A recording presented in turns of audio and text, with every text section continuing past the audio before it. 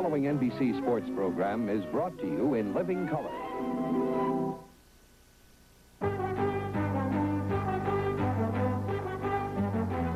Early morning, New Year's Day, Pasadena.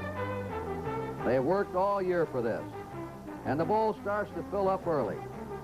Some have already left the parade. Some even stayed overnight to see the parade in the Rose Bowl game, slept on the streets. And today, an all-time record Rose Bowl crowd of over 104,000 will watch Ohio State play USC as NBC Sports presents a look at the 1973 Rose Bowl game.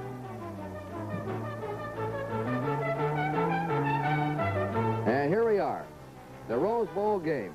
It's the granddaddy of them all. A Happy New Year from Kurt Gowdy and Al DeRogatis. You know, Al, it was just 50 years ago in the first Rose Bowl Stadium game that the Trojans beat Penn State by a score of 14-3.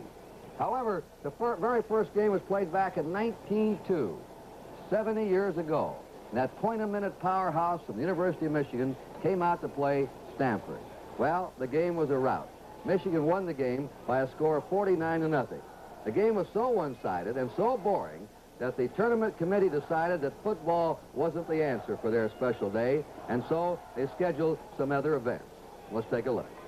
So on New Year's Day in 1903, the theme was simply an afternoon of sport, and a varied menu of competition it was. Everything from track and field to grease pole climbing, egg and spoon races. But soon to become the most popular event was chariot racing. And so it was for the next 14 years. Charioteers, inspired by the popularity of the book Ben-Hur that was sweeping the country, risked their very lives and limbs. Meantime, the New Year's Day morning attraction, the Rose Parade, which had begun as early as 1890, maintained its popularity. And it was enjoyed not only by spectators, but also by those parade participants who relished the challenge of creating unusual, eye-catching floral designs.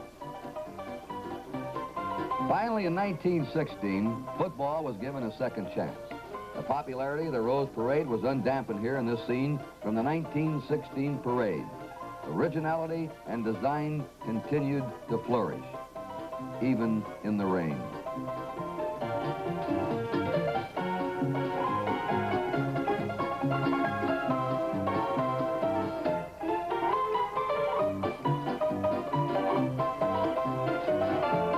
Washington State shut out Brown University 14-0 on January 1st of that year. The game was a crowd pleaser, and even a downpour and chilly 46-degree temperature could not dampen the spirits of those who realized that football in Pasadena was here to stay.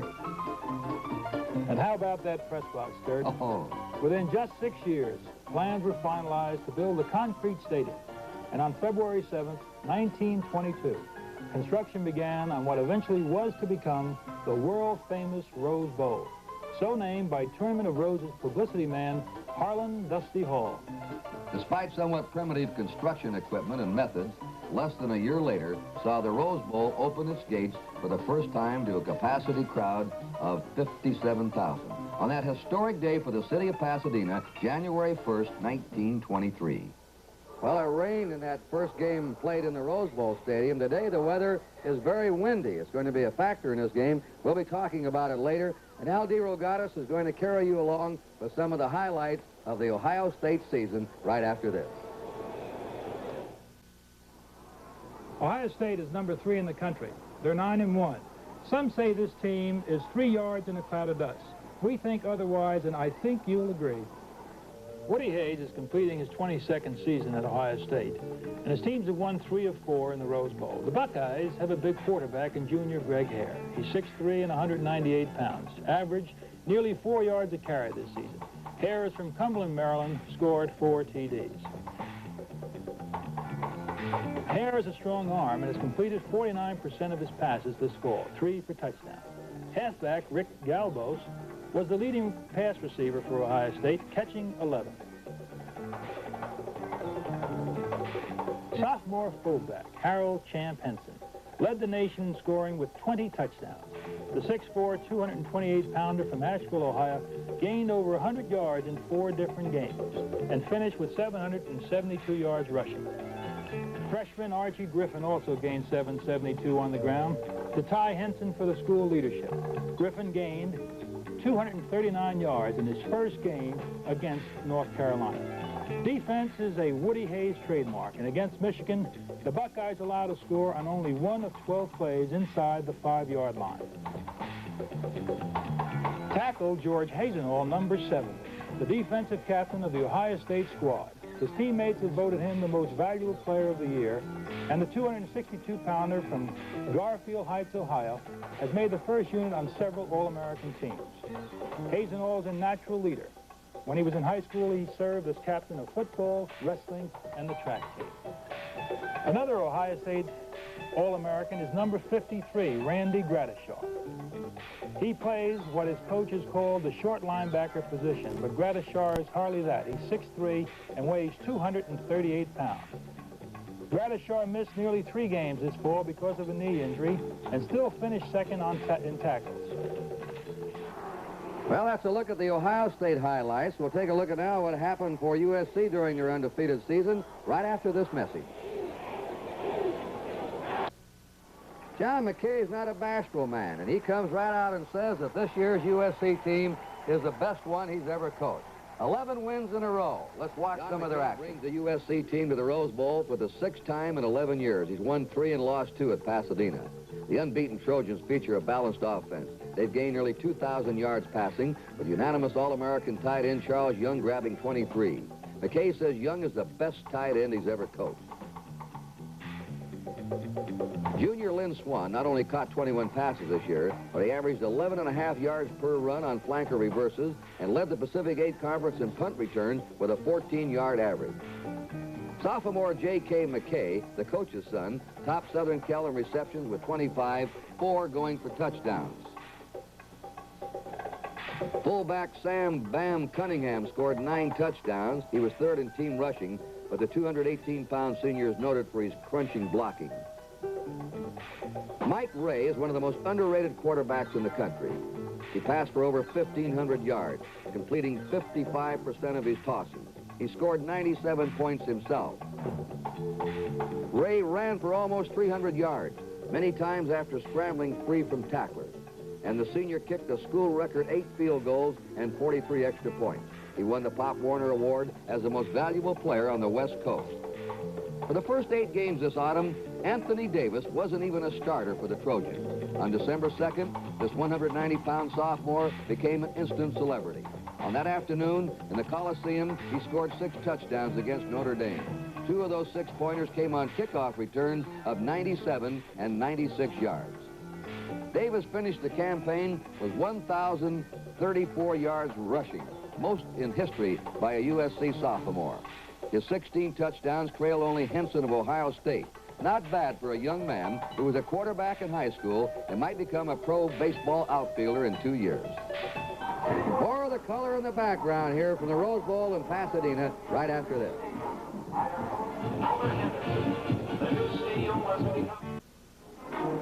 Within the last hour, the wind has diminished here at the Rose Bowl. 30 to 50 miles an hour was blowing this morning. It can still be gusting again. What about the wind as a factor in the game, Al?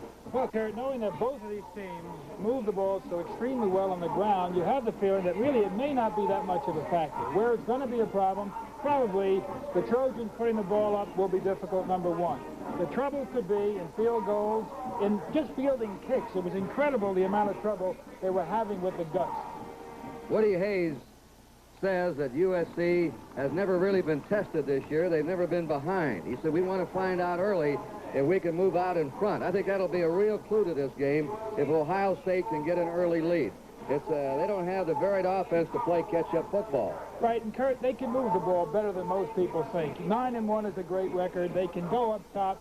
The truth is, Kurt, they cannot afford to get behind. You're absolutely right. I believe the First Lady has arrived. Mrs. Nixon, she was in the parade. She rode in the parade this morning. And Mrs. Pat Nixon, the First Lady, has arrived at the Rose Bowl. We'll view the game here. Her husband spent a football morning. He had as his guest for brunch this morning in the White House, George Allen, the coach of the Washington Redskins, who are going to be playing Miami in the Super Bowl game, which will be seen on NBC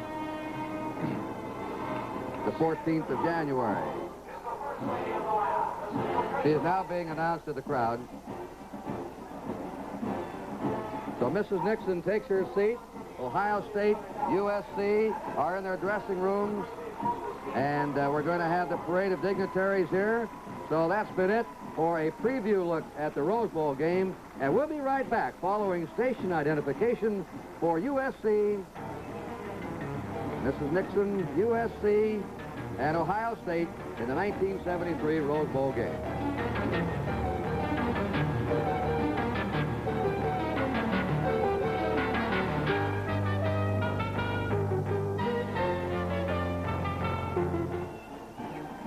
Who told me Mrs. The Rose Bowl next, followed by the Orange Bowl, a football doubleheader on NBC.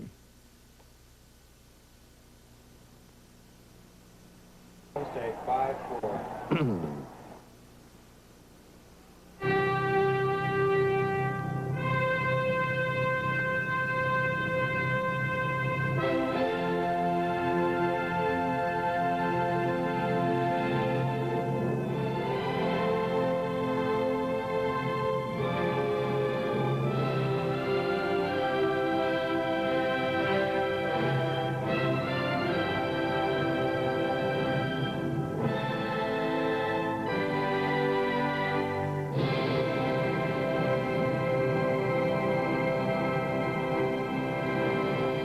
The 1973 Rose Bowl game is brought to you by your Dodge dealer, who invites you to see the Big Dodge, and by Goodyear, makers of the new custom steel guard radial tire, and by Texaco and the many thousands of independent retailers and distributors in all 50 states.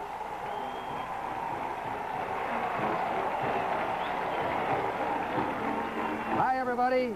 Kurt Gowdy and L.D. Rogatis on behalf of NBC Sports wishing you a very happy New Year. And today, John McKay against Woody Hayes. All week, these two coaches have been asked a lot of questions. Mostly, is this game for the national championship? Is this for the #1 team in America? Woody Hayes said it should be. McKay at first said no. Now he says let it go for that. If that's what Hayes wants, he's in town, that's what it's going to be. But I think the one real question that should be asked both coaches, and which we have done, is how does it feel to play in the Rose Bowl as a player, as a coach, or players in future years?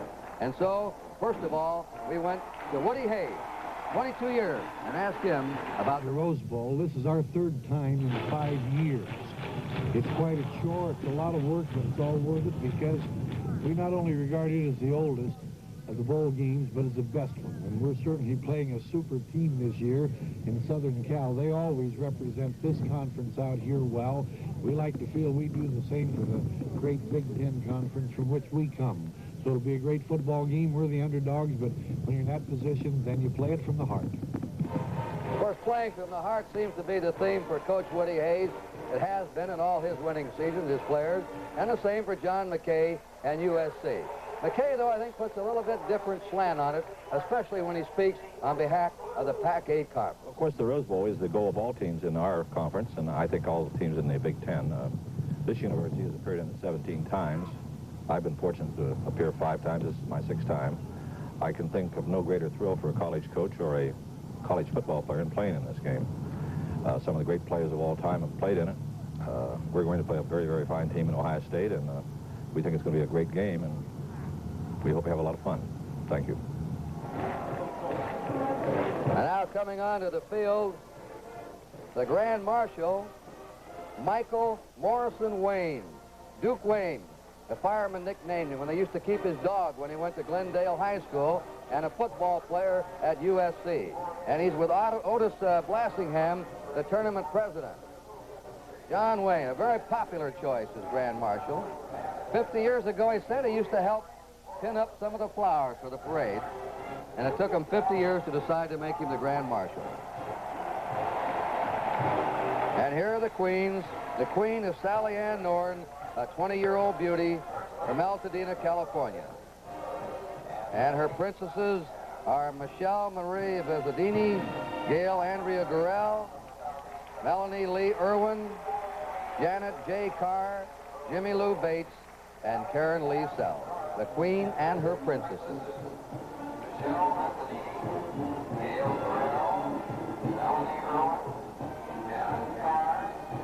Let's quickly talk about the weather. The wind has died down. It was gusting 30 to 50 miles an hour.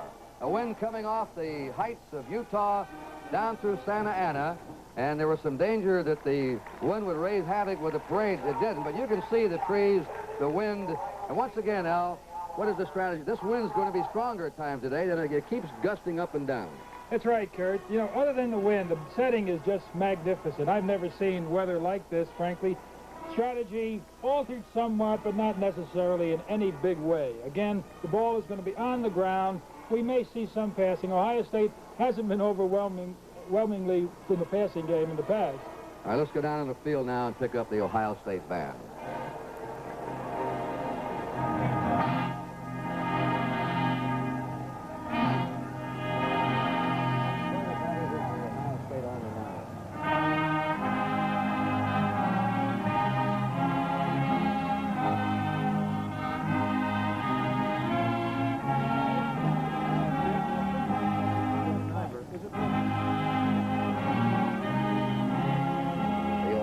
State alma mater.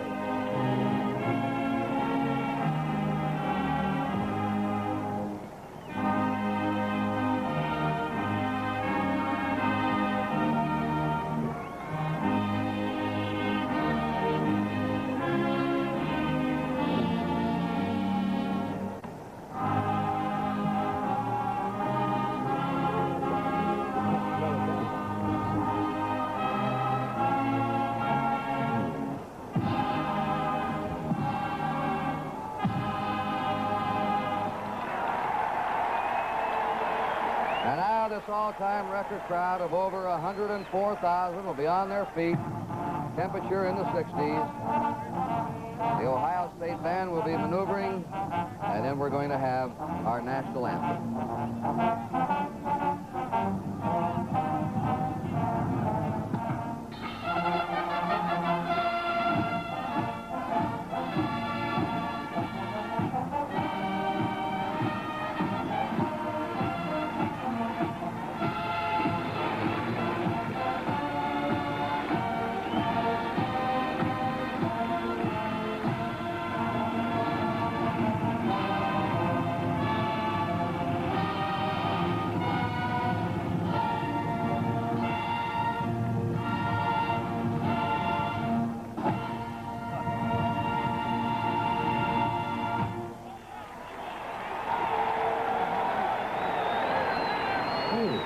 And now to honor America, you are invited to join the Ohio State University Marching Band under the direction of Dr. Paul Drosty in singing our national anthem.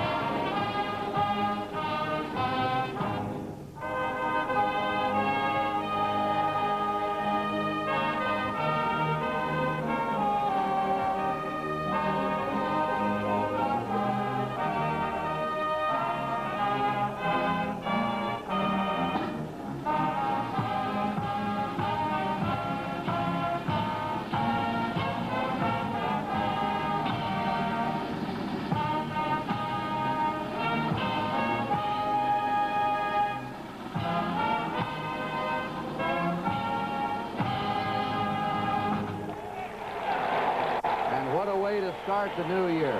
Now let's meet some of the outstanding players of the nation's #1 ranked team, the USC Trojans, that filmed at one of their practice days.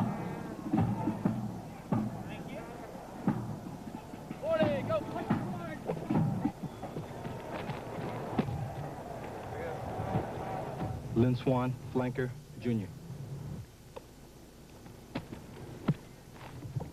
Charles Young, senior, tight end.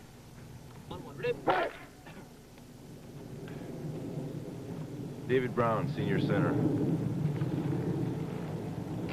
Tennessee, go!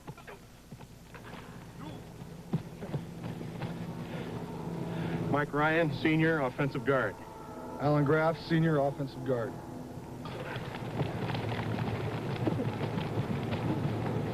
Pete Adams, offensive tackle, senior. Alan Gallagher, offensive tackle, senior. 64, go! Sam Cunningham, senior, fullback. Anthony Davis, sophomore, tailback. 40, go! Mike Ray, senior, quarterback. 40, go! Jeff Linen, senior, defensive tackle. John Grant, senior, defensive tackle. Richard Woods, sophomore linebacker. Coach. Steve Fate, senior, defensive back. Charles Hinton, senior, defensive back. The Trojans are good. There's no doubt about it. And the Ohio State team knows exactly that. They're very good. In one of the greatest settings, frankly, that we have ever seen, Citrus College, we met some of these Ohio State football players, outstanding young people, huge guys, and they really know how to play this football game.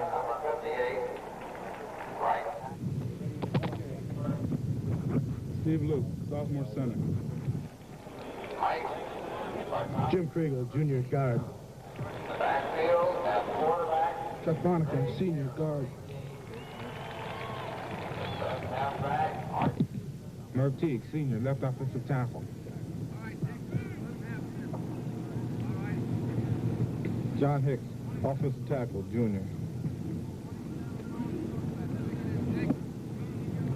Fred Pugach, junior, tight end. All right, go ahead, quarterback, then fullback. Greg Hare, junior, quarterback. All right, fullback. Harold Hinson, sophomore, fullback.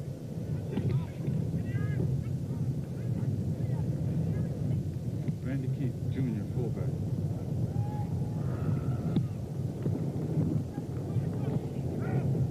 Arch Griffin, freshman, tailback. Rick Galva, senior, wingback. George Rosenau, senior, defensive tackle.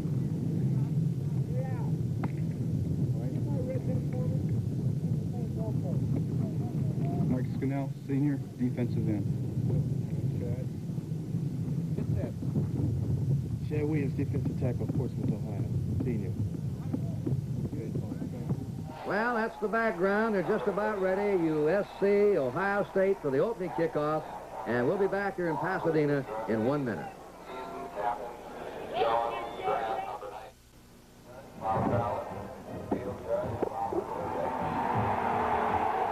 In white today will be Ohio State. They just burst out on the field. Big roar from the stands down below us.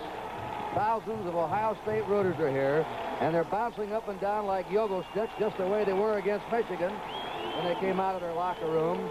Hayes is many things to many people. He's a very articulate man, very bright, and he can talk to young people. He can get them up. So Ohio State now comes to the sidelines. The captains are moving out. Rick Galbus, George Hazenhall are the regular captains for the year. Gentlemen, your referee, Mr. Commanding, We also have Sam Cunningham, and Captain John Hicks. Grant. Here are the officials. We'll give them to you later. We're going to have the toss of the coin ceremony. Ohio State. Number 75 is Merv Teague. Number 70 is George Hosnall. Number 74 is John Hicks. And 33 is Rick Galbo.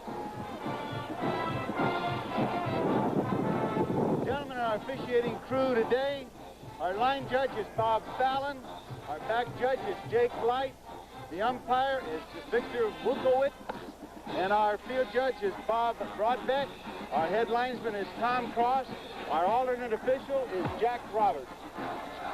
Ohio State will call the coin toss, and I'll toss it and catch it. You'll call it while it's in the air. Here we go. Tails. We call tails. It is tails. You have won the toss. Kick, receive. You want the ball. Kicking off from which direction, man? This way? Okay, you want to kick this way, okay? come together. I have a coin, Pacific 8, I'll give to each team, and you gentlemen can flip for it. Now, if you shake hands and get your teams right out here. What do we do? Shake hands.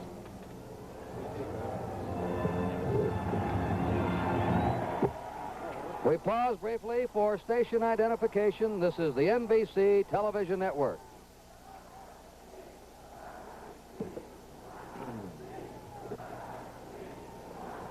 Kurt Gowdy and L.D. Rogatis. Ohio State in white. Southern Cal is spreading out. Woody Hayes with the last talk.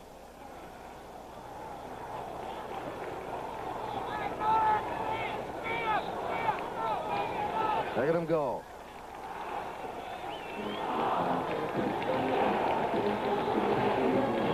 And the famous Buckeye battle cry playing in the background. John McKay seeking his 100th coaching victory today.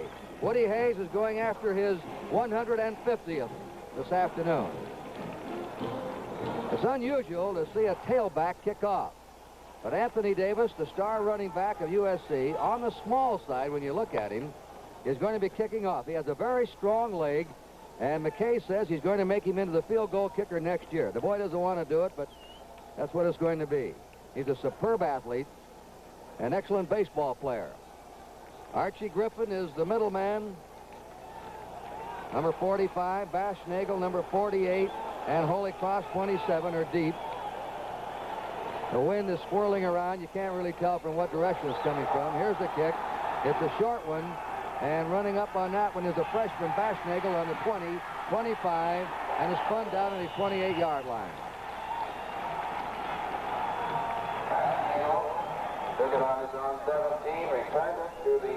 So Ohio State will move into action now on their 28.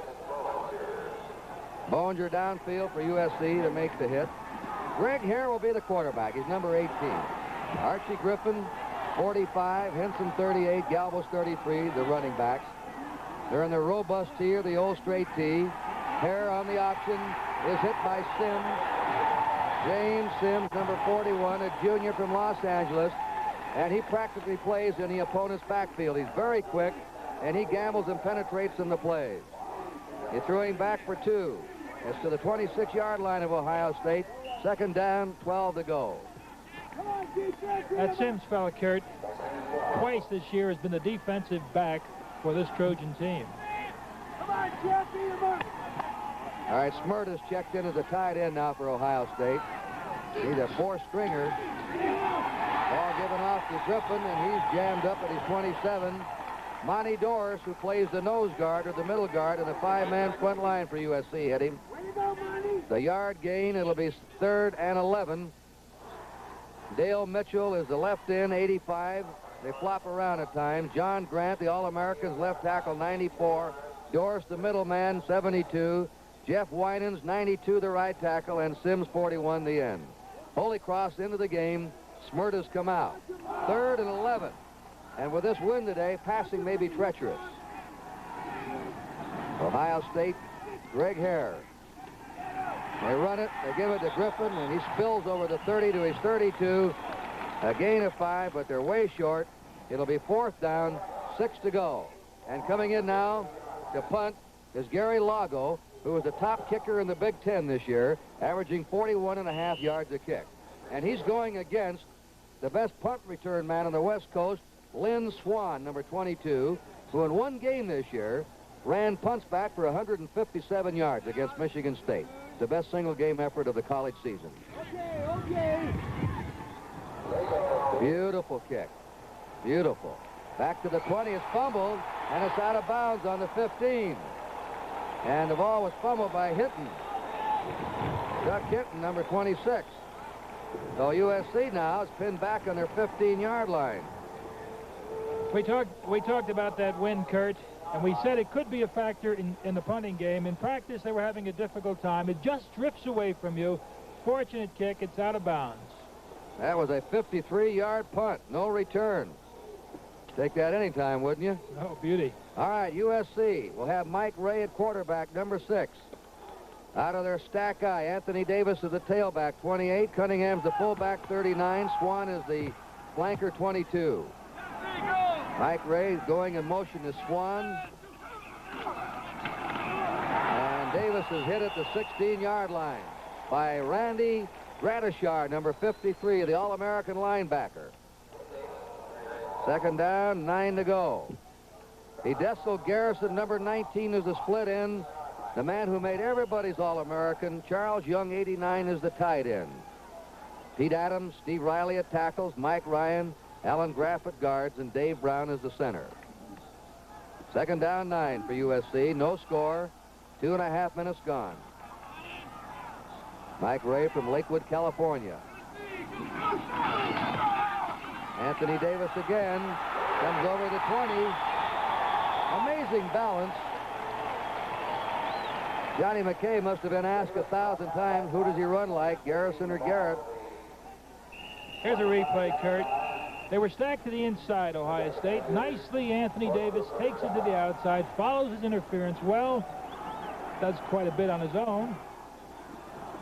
And you know, Al, when you figure he didn't start until the 8th game and still wound up gaining 707 yards, you know how incredible he had to be in the last 3-4 games of the season for USC.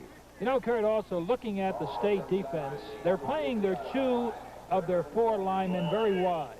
Gratishar and Middleton, the 2 excellent linebackers, are jamming that middle. It looks like it's inviting for the Trojans. It may not be. Now the coach's son, J.K. McKay, has replaced Garrison as a wide receiver. McKay will be number 25. In motion to Swan. Davis hit before he could get to the line of scrimmage. Magnificent charge there by number 88, Van de Cree, and 53, Gratishar, the linebacker. He's 6'3". He's 232 pounds.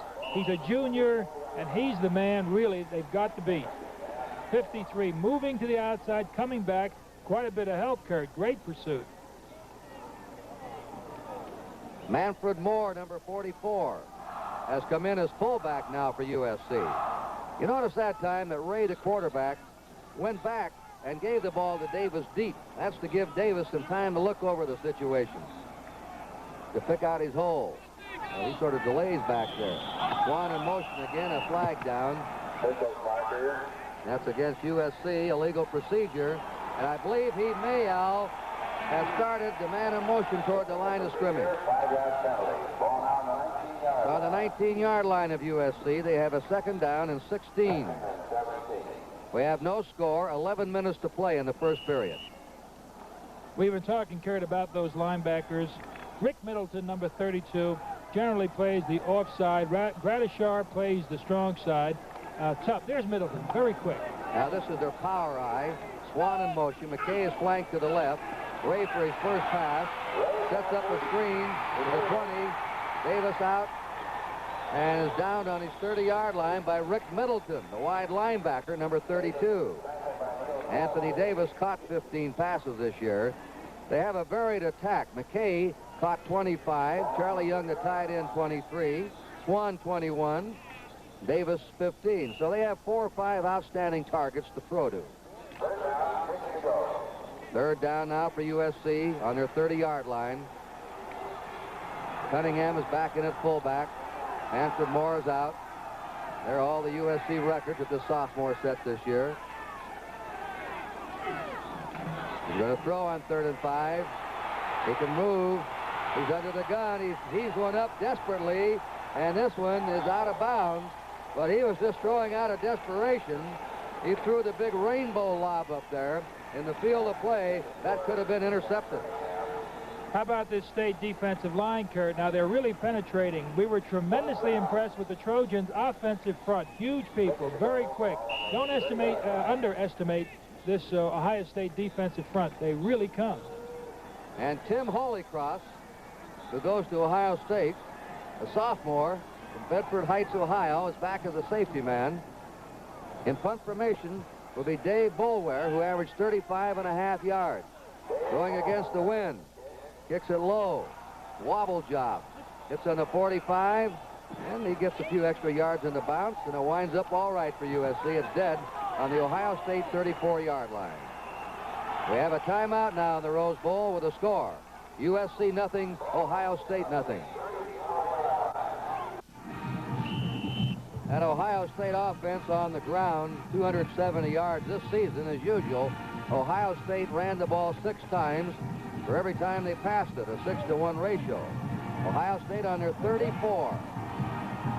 They gained 2 yards in the exchange of punts. Greg Hare. For Archie Griffin, a freshman. How about a freshman playing in the Rose Bowl game? Isn't that something? A hometown Columbus boy. Archie Griffin picked his way to his 40-yard line. Rich Wood has great speed. He almost overshoots the play here. He's 9'8". Imagine that. A sophomore linebacker, 18, 9'8". He comes back. Great speed.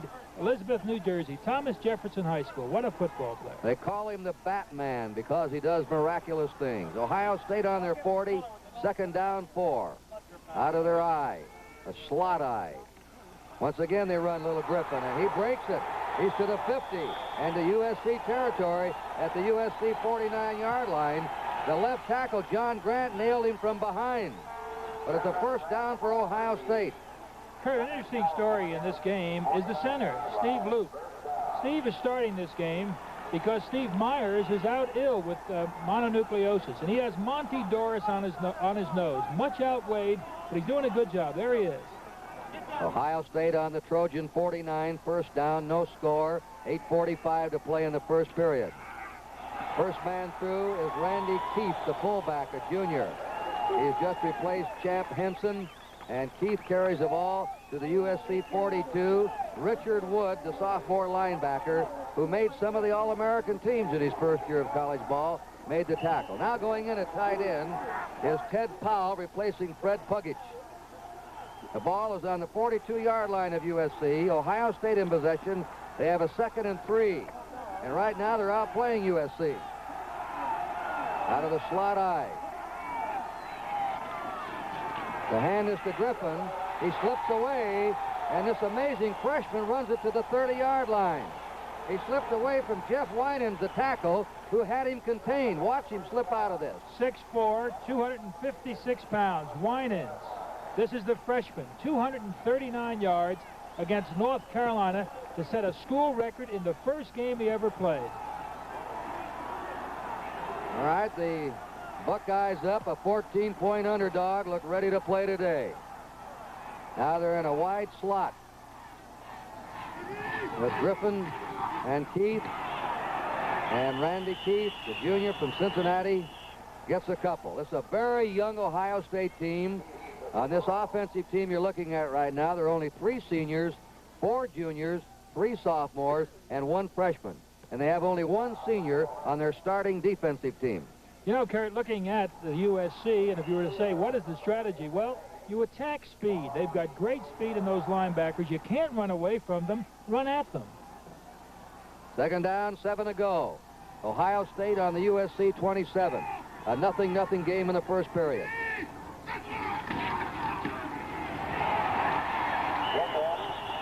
Archie Griffin, 6 brothers in the family, all football players. 3 of them have played college football. Archie Griffin slowed up on the 26-yard line of USC by Monty Doris and Jeff Winans. And now Larry Wiggins is coming in at left guard, replacing Jim Kregel for Ohio State. Probably the greatest asset that Greg Hare, 18, has is that he can run and run well.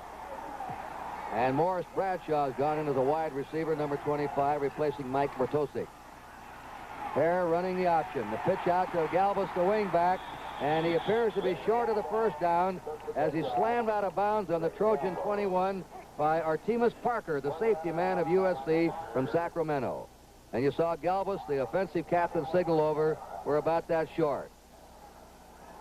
Ohio State has marched from their own 34 to the 21-yard line of USC. They have 4th down, a short yard to go, and Larry Wiggins goes back in at left guard. Now let's see what they do.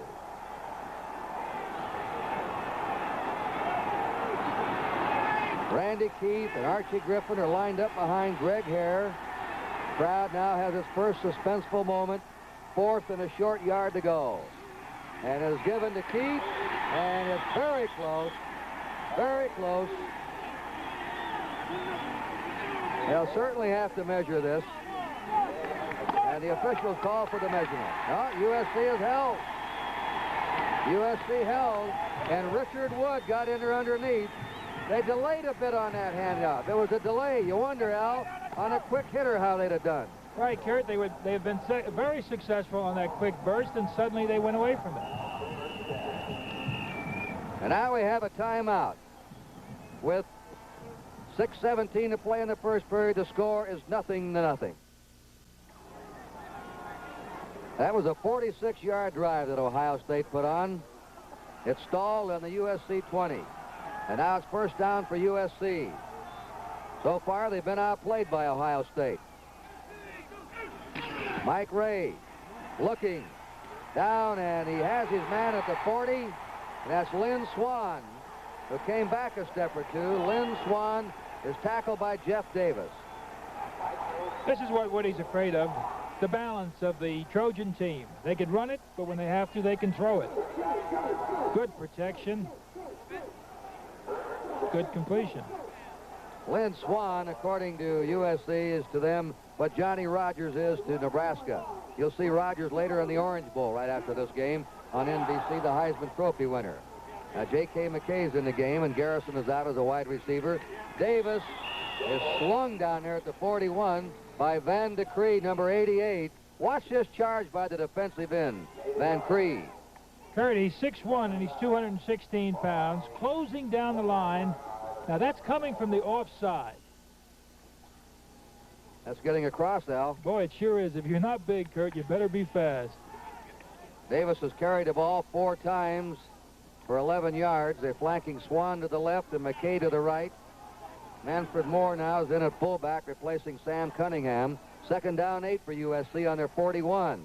A play-action pass. Gets away from Hazenhall to the 40, and then 2 white-shirted Ohio State men knock him out, led by Shad Williams, number 79, second-string right tackle to Pete Cusick. Shad Williams, 79, a senior from Portsmouth, Ohio. Kurt, the way this defensive team is coming and the way they seem to be slashing and showing great pursuit, they could be a little vulnerable to the screen pass. Third down and 6 for USC on their 43. The quarterback, Greg Hare. 5:13 to play in the first period, 0-0.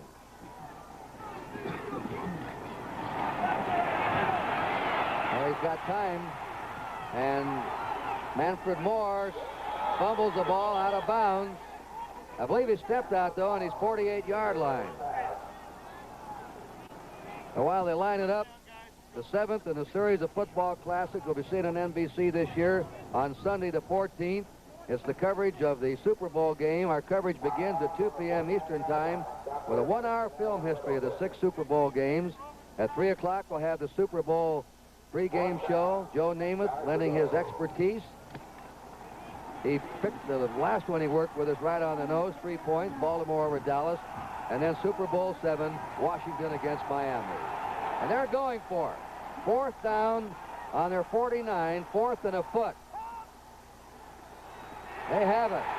Sam Cunningham, who gets that yardage hurdling, 225 pounds, can run the 100 under 10 seconds. Sam Cunningham picks up the first down. And you see where they put Sam, not in the up position, but in the back position. He is big. This fella has got to be outstanding. Manfred Moore makes a good block. Huge. He could hit that line very well. Boy, he is a good one. This is the first time USC has been in Ohio State territory. They're on the Ohio State 48. No score, just under 5 minutes to play in the first period. Fake to Davis. Flag is down. Here's a deep pass, and it is incomplete, but a flag was dropped at the line of scrimmage. And they were trying to hit Lynn Swan, who can fly. A very dangerous man. It's a legal procedure against USC. They'll talk it over with Hazenhall, the All-American tackle, defensive captain number 70. See what he wants to do. He's going to decline it. It'll be second down 10 for USC on the Ohio State 48. You may be wondering why they declined it. This is Woody's strategy. Try to get the Trojans in a 2nd and 10 position. Now Swan, after that long run on the deep post pattern, goes out, and Dave Boulware, number 7, comes in. Woody Hayes, who says, show me a good loser and I'll show you a loser. Second down 10. In motion is Boulware. The pitch is to Davis. He's got blocking. And he streaks it out. Boy, he keeps those feet close to the ground. He reminds you a lot of Clarence Davis, who's now with the Oakland Raiders. He wears Clarence's number, 28. Watch the blockers also, though, Kurt. 89, Charlie Young. That's Manfred Moore. Young is to the outside. Made a great block. Alan Graff hitting in there. Manfred following him. Oops. A.D. just ran by his blocker. All right, Cunningham back in. Replacing Moore. J.K. McKay replaces Garrison as a wide man. USC moving now. First down on the Ohio State 33. Ray under the gun. Throws it out. It's incomplete. And he was trying to hit Boulware over there, pinned against the far sideline, but he was well protected by Jeff Davis. 49-year-old John McKay, who was an All-Pacific Coast Conference halfback at Oregon, played in the same backfield with Dutch Van Broeklen. We've seen a great deal of the zone defense this year, Kurt. Ohio State is using it right now. Linebackers are making big drops. They again have the team in a 2nd and 10 position. Second down 10. USC has really picked up yardage on first downs this year. There's Davis on that student body right, as McKay calls it. They pull the guard, they pull the tackle, they have the fullback out leading, and even the quarterback. And the play is called student body right or student body left. 5 or 6 blockers out in front of the tailback, Anthony Davis. It winds up in the 28 of Ohio State, 3rd down and 5. Southern Cal in possession, and here's Swan going out, and Boulware coming in as a wide receiver. And timeout on the officials as George Hazenhall comes to the sideline. Going in and replacing is Pete Cusick, number 71. I don't know whether there's something wrong with Hazenhall or it's an equipment. No, it seems to be him. On Friday night, Ghost Story becomes a new series of bizarre tales when Circle of Fear premieres. It'll be right here Friday night, 9 o'clock on NBC. 3rd down. 5 to go. USC on the Ohio State 28. No score. 4.5 minutes to play in the first period. There it is again. And Davis skips out of bounds, and they're going to place him out on the Ohio State 25. Rick Middleton forced him out, the junior from Delaware, Ohio. And the state defense, Kurt, is really playing run. And it's surprising that the Trojans can move it against this defense. Even Doug Plank, number 28, playing that strong safety. He comes driving up there. USC has had 2 third down attempts. Failed to convert either time. Same for Ohio State. 3rd down, or 4th down, 2.5. 4th and 2.5. That's the power I. Ray is going to throw it. And just as he let it go, he was hit. It's incomplete. Ray is decked back there by 71, Pete Cusick, and 88, Van Decree, who put a marvelous pass rush on him. They think a great deal of Pete Cusick. He's 6'2", 231, 19 years old. He's a sophomore. The pass protection has been breaking down for the Trojans. There's Pete coming in. Got by Alan Graff, a good guard. Time out here in the Rose Bowl with a score. Ohio State nothing, USC nothing.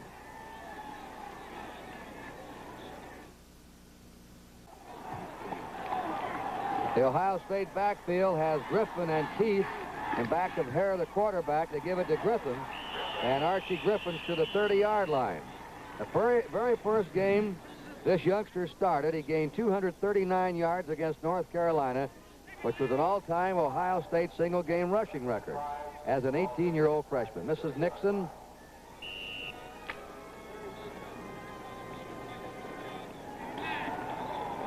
Ohio State on their 30-yard line, 2nd down, 5.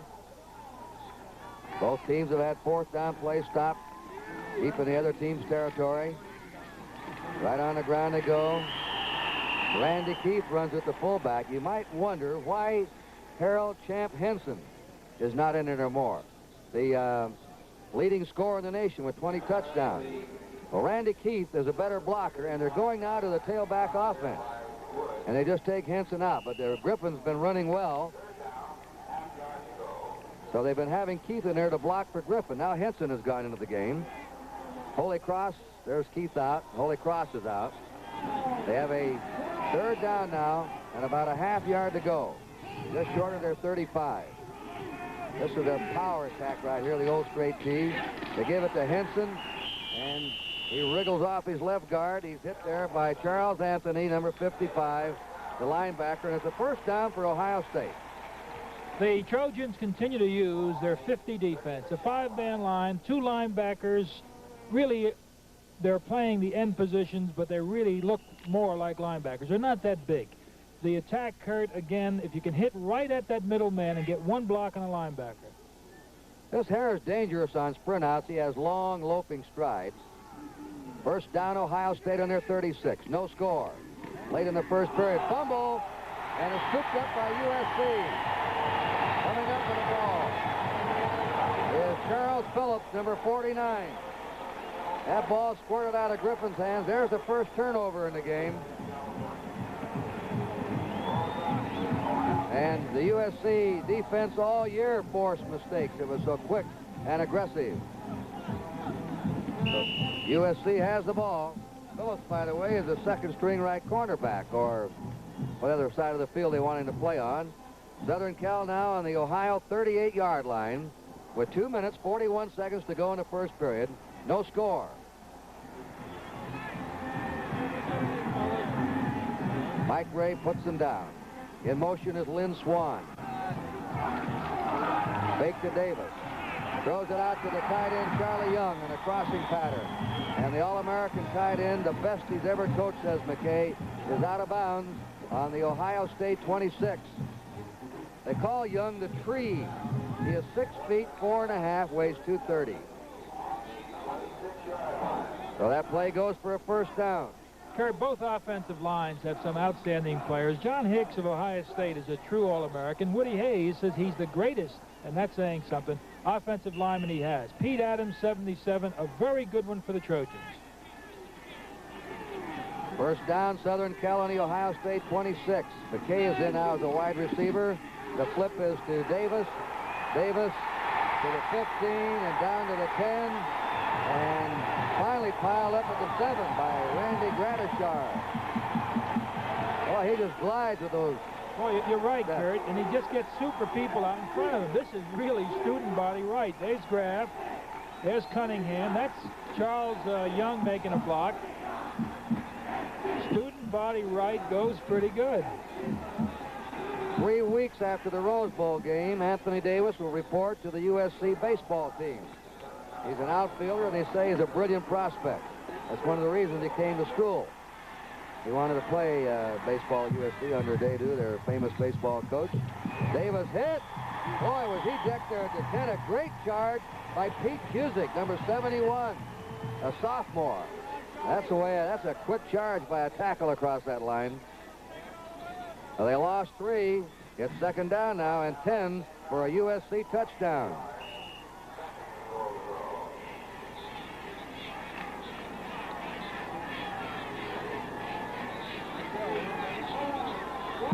They send McKay left. Swan is the slot back inside of him. Anthony Davis has already made 50 yards in the game. And they're throwing to Swan for a touchdown.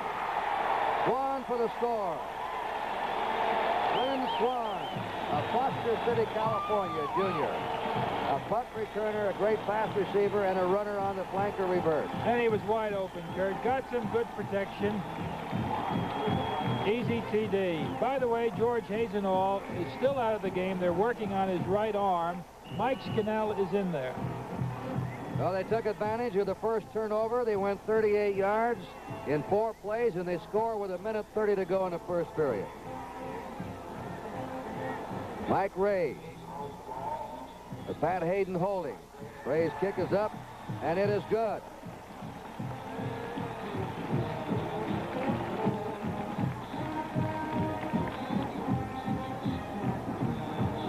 Well, USC finally struck. They were outplayed for about the first 2/3 of the first period. And there's Swan.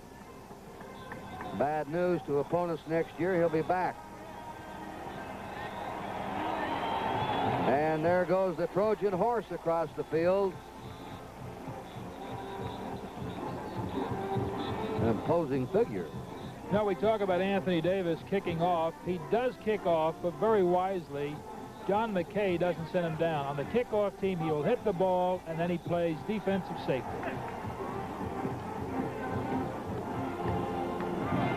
So tailback Anthony Davis will kick off. Archie Griffin, Brian Baschnagel, and Tim Holycross are back deep. Griffin's the middleman.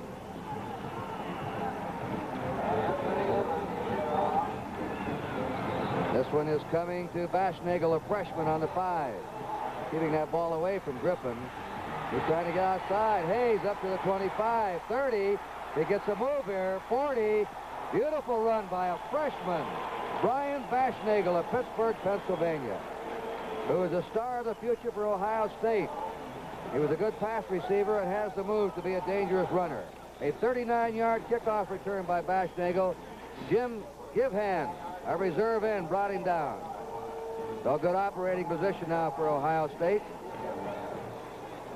They're on their own 44-yard line. So far, USC's had the ball 6:22. Ohio State 7 minutes in the game.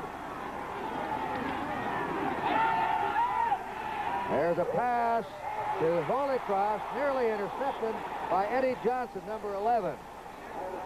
That ball would have been floated higher. Holycross was running by Eddie Johnson. The play-action pass. That's the first pass that Ohio State's attempted in the game. He's now in a 2nd and 10, Kurt. Not the greatest position. He likes to use Rick Galbos. He has an opportunity outside. The linebackers, as we have indicated, are playing inside.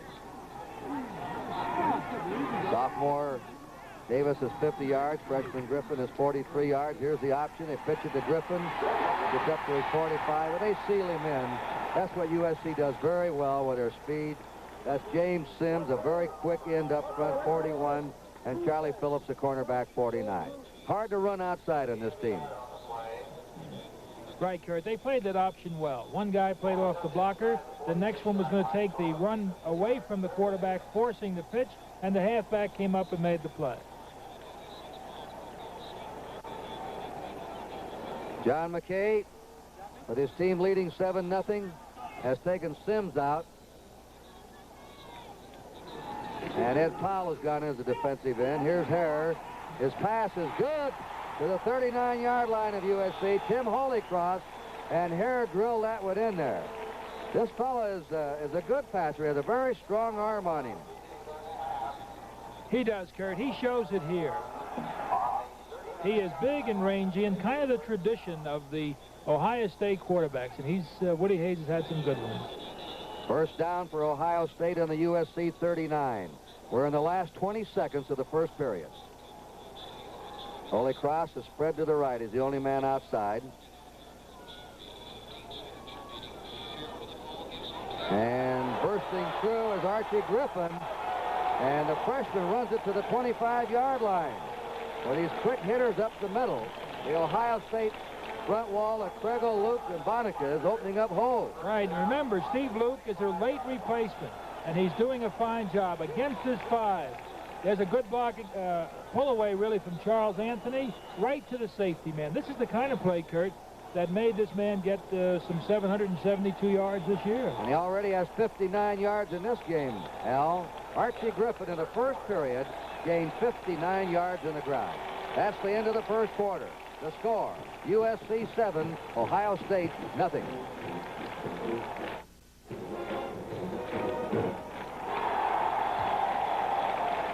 That's the Ohio State band, Kurt Gowdy and L.D. Rogatis, beginning the second period. Ohio State's on the Southern Cal 25-yard line with a first down.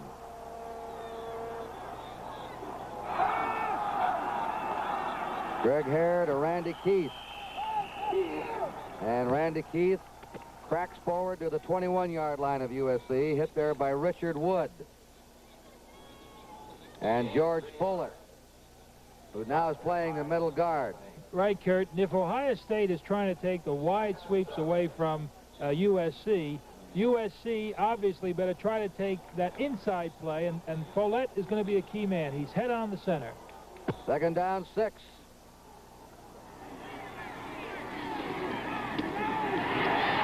Galbos at the 15. He is to the 4 and the 3. Rick Galbos, the senior from Mentor, Ohio, and the offensive captain. Watch this reserve. What a beautiful play, too, Kurt. They beat the same hole, but it was a great call.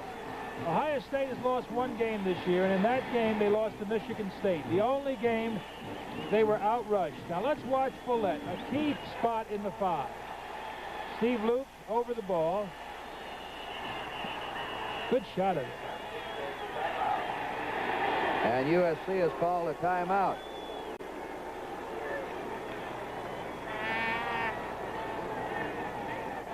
There it is. Went the wrong way. Took the fake just a bit. Follett. USC has called a time. Elmer Lippert now is going into the Ohio State backfield, replacing a brilliant freshman, Archie Griffin, who has really sparkled here so far. Lippert's a junior from Sandusky, Ohio. He's only 5'7". One thing about Ohio State, when they get inside the 10-yard line, they usually score. That's been their pattern this year. They don't mess around inside. We'd like to thank today and to extend a welcome home to Bob Hope and his troupe of entertainers. Bob returned Saturday from his 22nd trip to entertain U.S. servicemen who spend their holidays away from their families. And the 90-minute Bob Hope Christmas special with highlights of the trip will be aired Wednesday night, January 17th, right here on NBC. Welcome home, Bob. First down, goal to go. Ohio State on the USC 3-yard line. USC leading 7-0. Full house backfield. And Randy Keith takes it to the 1-yard line. It'll be second down and a yard to go for an Ohio State touchdown. Charles Phillips and Richard Wood made that stop. 20 touchdowns Harold Champ Henson has had this year, and this is where he has sparkled. He led the nation in scoring with 120 points, number 38. John Smyrna went in there as a tight end. Number 85, second down, a yard to go for a touchdown. And he's in, Randy Keith. Randy Keith scores. And Ohio State comes right back. Running against the bonded USC defense, ripped them open. Well, we knew this team was ready. We knew it yesterday when we talked to Woody. We knew it just watching them. Now, they've been giving it to Henson.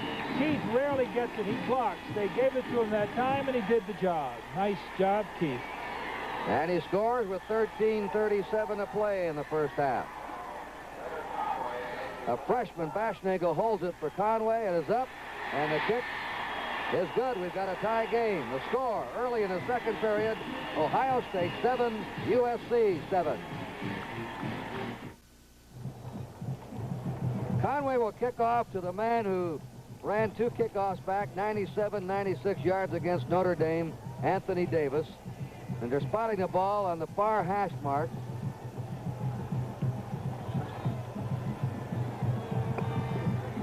Now they've changed to Kuhn, a freshman, Ken Kuhn.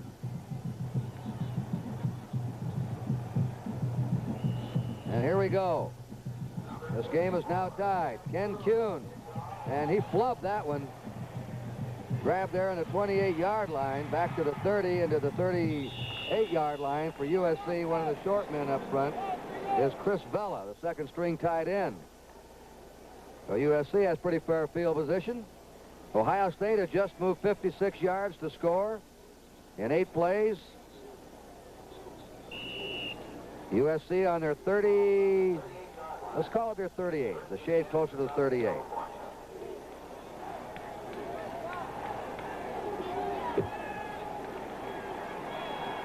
Senior quarterback Mike Ray, voted the most valuable player in the Pacific Coast Conference, couldn't even make the All-Pac 18 though.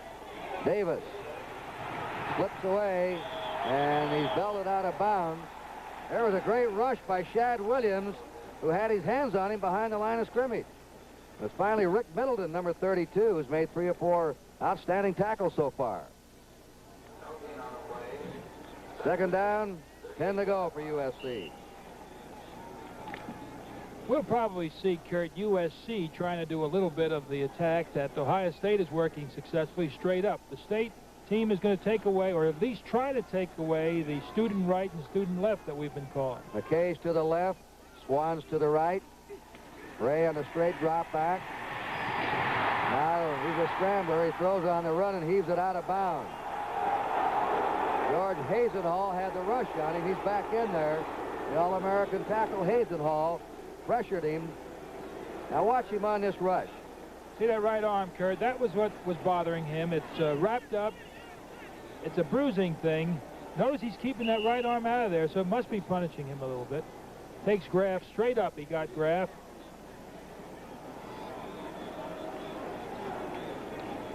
Ray has tossed 10 times, completed 5 for 58 yards. 3rd and 10. USC on their 38. And there's a rush again. And he hits his tight end, Young, who made a great play out of that one. And he was the safety valve man, and I'll tell you, that was dangerous when he flipped that ball out to Young. They're close to the first down, but not quite there. They're a yard away. Parker comes in. The punter's in there, Dave Boulware. It's 4th down and a yard to go. Southern Cal on their own 46. And they're going into a punt formation. Tim Holycross going back to the deep safety man for Ohio State.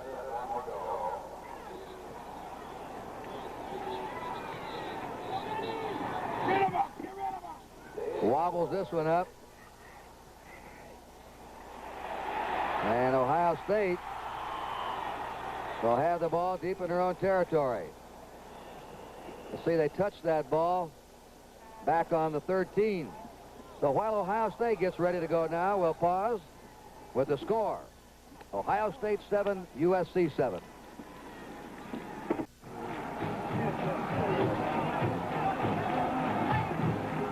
Ohio State has gained twice as many yards in the ground as USC in this game, 104 to 55. The leading rusher is freshman Archie Griffin with 59 yards. And they run that fullback, Randy Keith. That's the old Ohio State, 3 yards in a cloud of green dust down here in the Rose Bowl to the 17-yard line of Ohio State, 2nd down, 6. You know they're coming, but there's not much you can do about it. Well, you know, Curtin, until there is a change, really, in defensive strategy, Woody is going to stay with it. He's going to work on that 5, work on the man over the center. Monty Davis is back in there. A lot of pressure on the 2 linebackers. Henson comes back in at fullback. Also a wide receiver, Bradshaw's in. They give the ball to Harold Champ Henson, who works on the family farm in Asheville, Ohio during the summer. He's over his 20 to his 21, taken down there by James Sims. Now it is 3rd down and a long 2 to go for Ohio State. Our game is tied 7-7. 11:30 to play in the first half.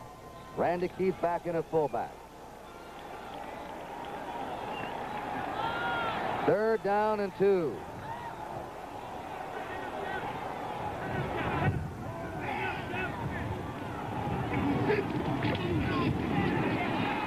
And they're stopped. Archie Griffin stopped on his 23-yard line by Richard Wood, the sophomore linebacker. And the wind is swirling up again, very strong now, gusting around 25, 30 miles an hour. We'll have a timeout for measurement. I'd just like to remind you that NBC's coverage of the National Hockey League action will continue next Sunday, January 7th, with a game between the Boston Bruins and the Chicago Blackhawks at 3 o'clock Eastern Time, right here on NBC. Kurt, just to set that defense, and they're looking at this measurement just short. They'll be punting. But just to set that defense, again, it's a very wide 5 with Richard Wood and Charles Anthony going on the outside shoulder of the middle man on the center. Woody Hayes' strategy is attack the 5 in a straight line. They're doing rather well with it. All right, let's set up the punting. Gary Lago In punt formation, Lynn Swan. Bad pass, he's in trouble. Hey, he got it away. And bounding around in USC territory and winds up on the USC 45. Well, how's that for getting out of trouble? First down, USC on their own 45-yard line. 32-yard punt from scrimmage. And you know, Kurt, being an ex-high school center, I know that it's kind of tough making that snap, and I imagine if you're a sophomore, as Steve Luke is, in the Rose Bowl game, it must be really tough. USC has been outgained in this game so far.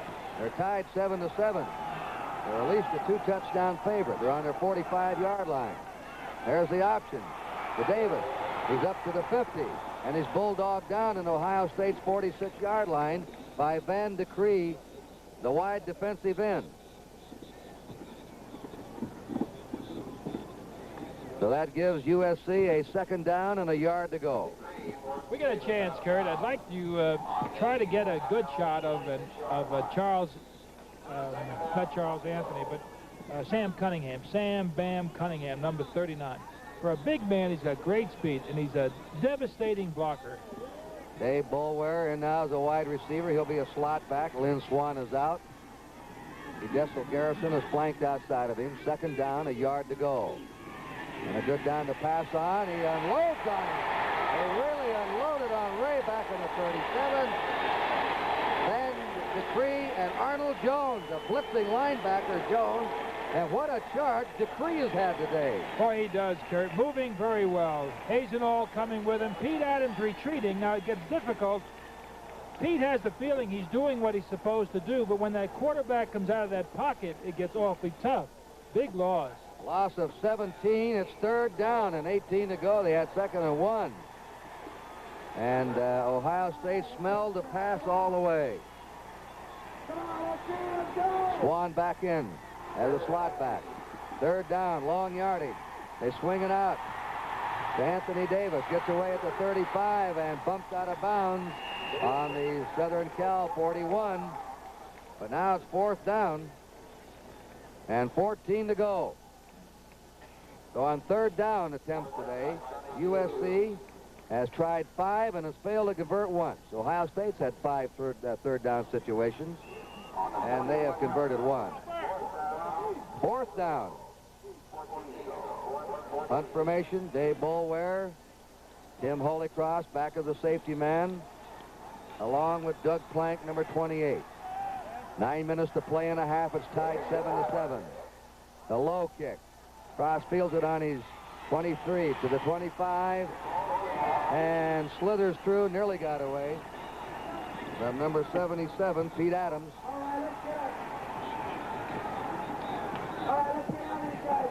Well, up to this point, Kurt, the Ohio State team is definitely outplaying USC. Now, USC is arm tackling. They're really not coming. Their offensive line isn't blowing off the ball. Sorry. All right, we'll get back to that, Al. We're going to have a timeout now here in the Rose Bowl with just under 9 minutes to play and a half. And the score, USC 7, Ohio State 7. Ohio State's ball, first down on their 23-yard line. They hold the edge in statistics so far. Archie Griffin is upset at his 24-yard line. And he was dumped by Charles Phillips, the cornerback, at number 83, Richard Batman Wood. Second down 9. USC been behind only a couple of times all year, early against Arkansas and early in the game against Illinois. Aside from that, they have been ahead of their opponents all the way, and they have been a tremendous third and fourth quarter team this year. They've blown everybody out of the ballpark in the second half. Second down 9. Ohio State sticking on the ground except once. And that's Rick Galbos, the wingback. James Sims tackled him. And Phillips. Third down and 3. Let's check the rushing figures for both teams. USC was expected to run on Ohio State today, but in rushing, They'll have to add it up. Third down. 3 to go. Here's the option. Griffin trying to slip outside. You saw those quick feet. He goes out of bounds on his 35, and he has a first down for Ohio State. Archie Griffin. Sure, we have to keep in mind the only game, again, that Ohio State lost this year, they were outrushed. Michigan State got more yards than they did. So far today, Ohio State is outrushing a pretty good, a very good USC defensive team. And Al, this freshman Griffin now against the #1 ranked team in the country has 67 yards in the first half alone. First down, Ohio State on their 35. Fullback Keith jamming ahead to the 38. He's playing much more than everybody thought he would be today. A 3-yard gain, second down, 7. The hope for Ohio State, they said, don't get behind early and be able to move the ball some to control the clock. And that's what's happened. Now, we've talked about Sims, who's number 41. 85, also, Dale Mitchell runs real well. He's got the wide side of the field. Sims, rather, has the wide side of the field. Second down, 7 for the Buckeyes of Ohio State on their 38. Counter play is given off to Keith again. He's to the 41-yard line of Ohio State, tackled by Monty Doris, the middle guard of the Trojans, with help there from George Follett. We're seeing what they're trying to attack. Rich Wood is coming in. Follett is now in at right defensive tackle. Monty Doris is in over the center. USC must stop that inside play. That's been hurting them all afternoon. Harold Henson replaces Keith at fullback. Ohio State's attempted only 2 passes. 3rd and 4 for Ohio State on their 41. And Henson is pulled down on his 44-yard line by James Sims again, number 41. Well, they're really popping in there. Again, you see Luke going off the ball, trying to block on Monty Darvis. Charles Anthony moving to the play. He stopped in there. Sims, not too big, but very quick. Gary Lago goes into a punt formation. Centering the ball back will be Tom Nixon now. They had a bad snap the last time. Fairly good one. And he kicks a low one to Lynn Swan on the 22. Swan at the 25. And is hammered down on his 21-yard line by Tom Nixon, who centered the ball back. While they line up, we pause briefly for station identification. This is the NBC Television Network.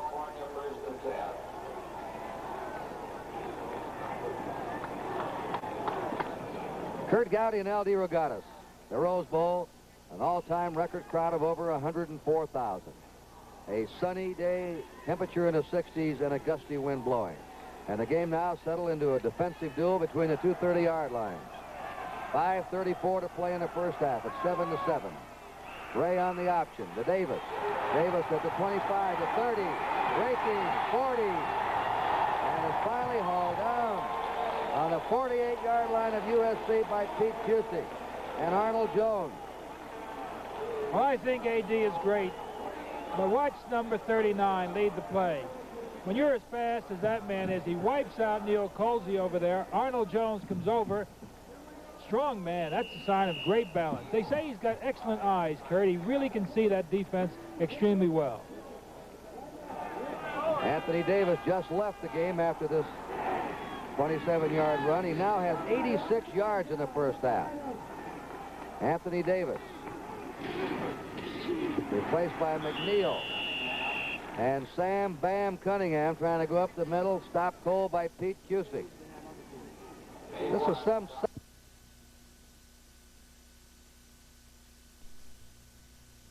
Middle stopped cold by Pete Cusick. This is some sight here in this college football game to see a freshman, Griffin, with over 60 yards in the first half, and a sophomore, Anthony Davis, with over 80 yards on the ground. Now Davis is back into the game, replacing Rod McNeil, whose brother plays at UCLA, and they live together. Second down. USC on their 49-yard line. They have a second down 9. They've been tied 7-7 so far. There goes the flag down. There's Davis again squirting through. And he's to the 34 for a first down if the penalty's not against USC. But a flag was dropped back in the backfield of USC. Somebody may have moved, Al. I think legal so, procedure. We were talking about his eyes, and there was an indication of it. He's got great body balance, excellent eyes, but he's always looking at that secondary. This young man has tremendous balance. We already said the penalty was for illegal procedure.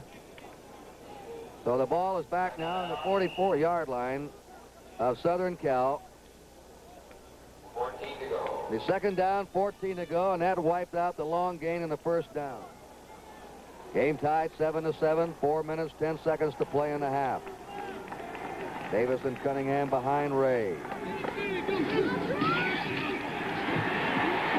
Ray flares it out to Davis at the 40. Trying to make his moves and can get it back to the 46.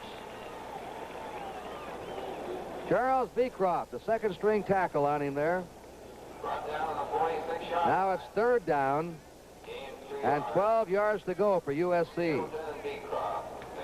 The state team looks like they're using a 4-3. It's a little different type of 4-3. We indicated early they're playing their interior 4 rather wide. 2 linebackers in the middle. They're dropping the zone pretty good, giving you short passes really to the outside. Mike Ray has hit 8 out of 13 for 72 yards. He's presented now with a 3rd and 12. Deep drop back. Now the scramble. And that pass, is it complete? Nobody signaled yet. It must be. Sam Cunningham caught the ball in the diving grab with Randy Granishar right there with him. But they don't have enough for the first down. And this Ohio State team is playing very well against the pass, though. They really are, Kurt. That defensive front, I'm just tremendously impressed with them. You like the way they're moving across. They're using their hands extremely well, and they're always going after you. Dave Boulware back in punt formation again. Tim Holycross will be the deep safety. Boulware has a strong wind at his back, but sometimes it's a crosswind. And he drives this one high and deep. It is batted back, but it's a touchback. It was in the end zone. It's a touchback. Ohio State's ball, first down on the 20. Ball across the goal line. Ohio State will put the ball in play, first down on their own 20-yard line. They're arguing, Kurt, it didn't bounce in, but it was into the end zone definitely. All right, we have a timeout with the score. Ohio State 7 and USC 7.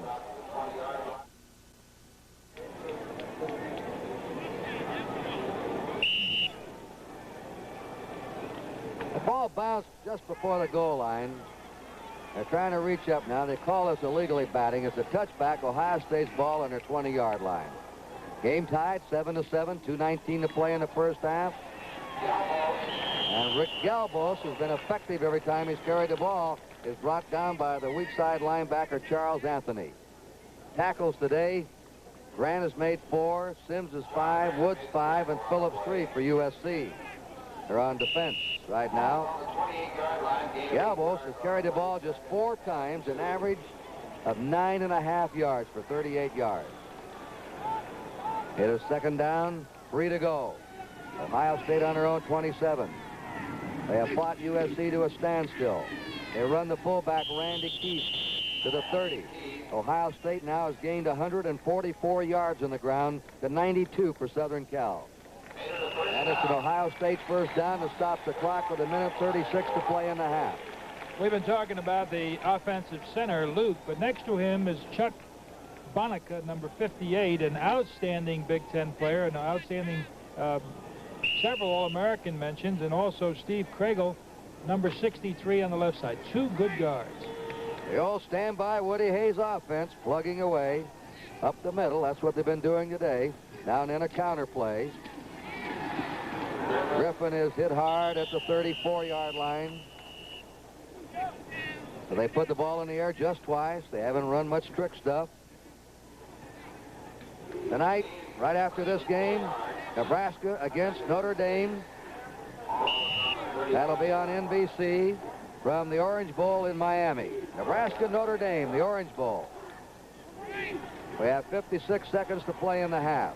2nd and 6 for Ohio State. Here's Hare. He's throwing a wobbly pass out to the 50. I think he was undecided. He was trying to hit the tight end, Brett Puggage. Down deep, he was really trying to go after Bradshaw, but he saw he was covered, and then he changed his mind right in the middle of his delivery, and that's why the pass went out there sort of half-heartedly and fell to the turf, incomplete. Right, they've got now, Kurt, the 5 defensive backs. Richard Wood is off on the far sideline. He is out. You see him standing there with Coach John McKay. They're going to try to take away the pass. The number 1 and number 3 ranked teams meeting here in this game. 3rd down and 6 for Ohio State. And they go to the 37. And that's all. Archie Griffin met there by Ken Gray, number 37, a sophomore linebacker from San Pedro, California. A timeout. Southern Cal has called a time. They have 1 left now in this half. 37 seconds remaining. And it'll be 4th down. Gary Lago has come on to do the punting. Tom Nixon will center the ball.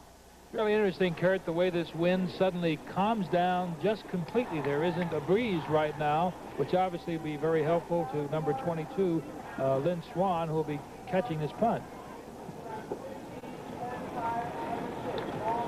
Shadows are starting to creep out from the near side.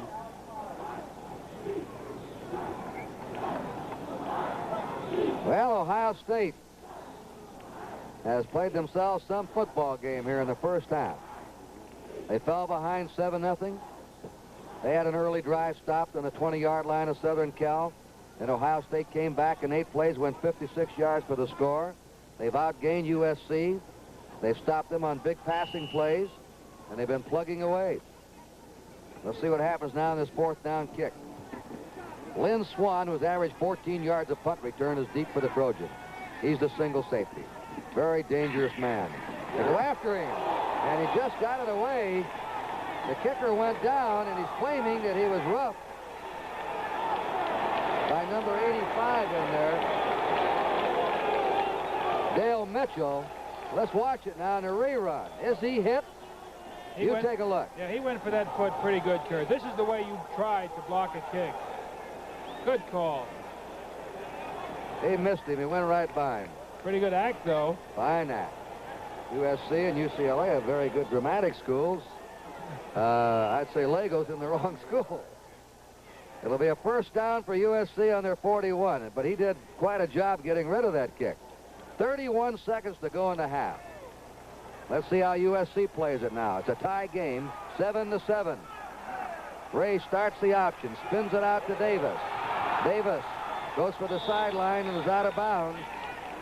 Van de Cree, who's been outstanding as a defensive end today for Ohio State, who's run with excellent lateral pursuit, ran Anthony Davis out. 26 seconds to go in the half. And here's a penalty being marched off against USC.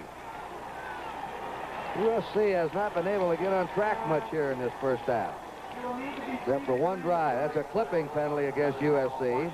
Carries their ball back to their 28-yard line and makes it 1st and 25.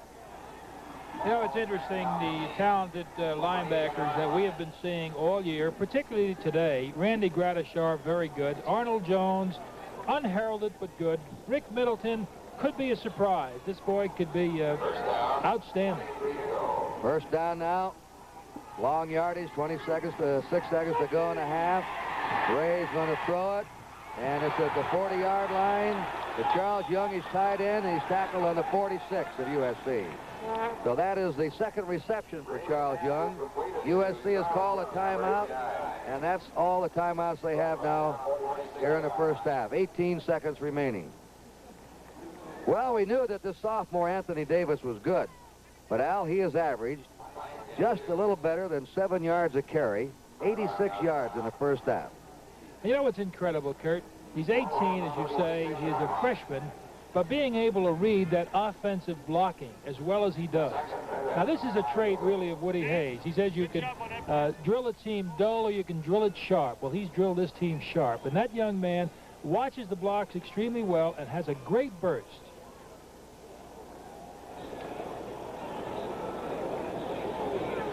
It'll be a second down. And about 4 to go. Coming on now is Manfred Moore. A play being sent in. Manfred Moore at fullback. Mike Ray's coming back to the huddle. Sam Cunningham goes out. 18 seconds for Southern Cal, undefeated in their last 16 games. Their closest game this year has been by 9 points against Stanford.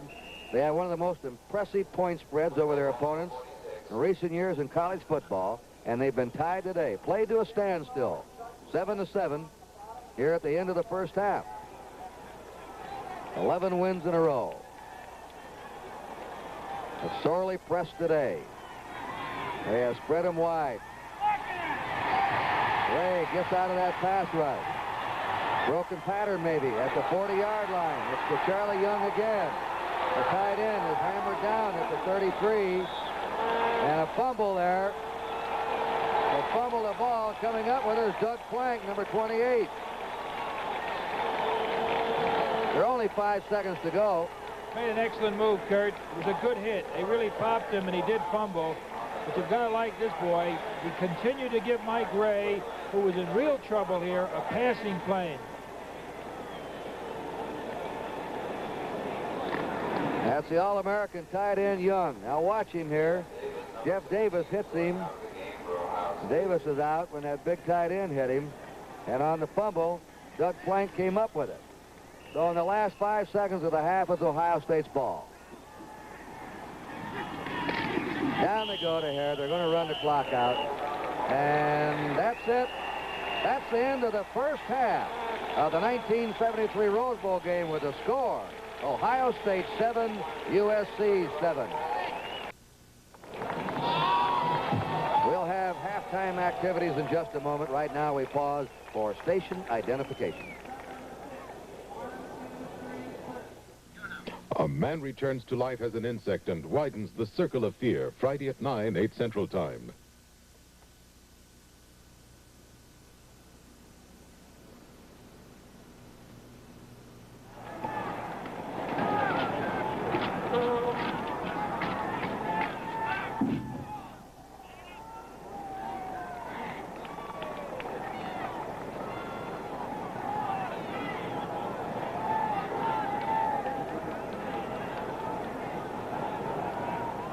Where's the other kid?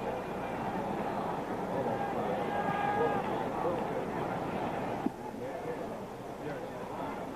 4-9, yeah. Less than 30 for the mobile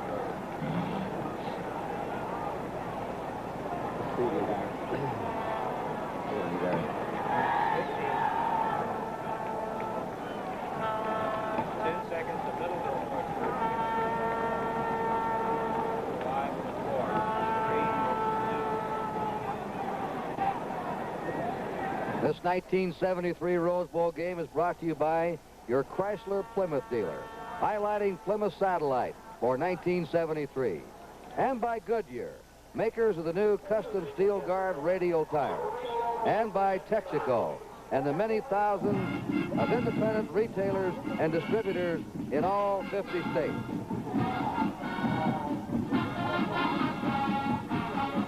And now the USC band. We're here at halftime of the Rose Bowl, and our game is tied 7-7.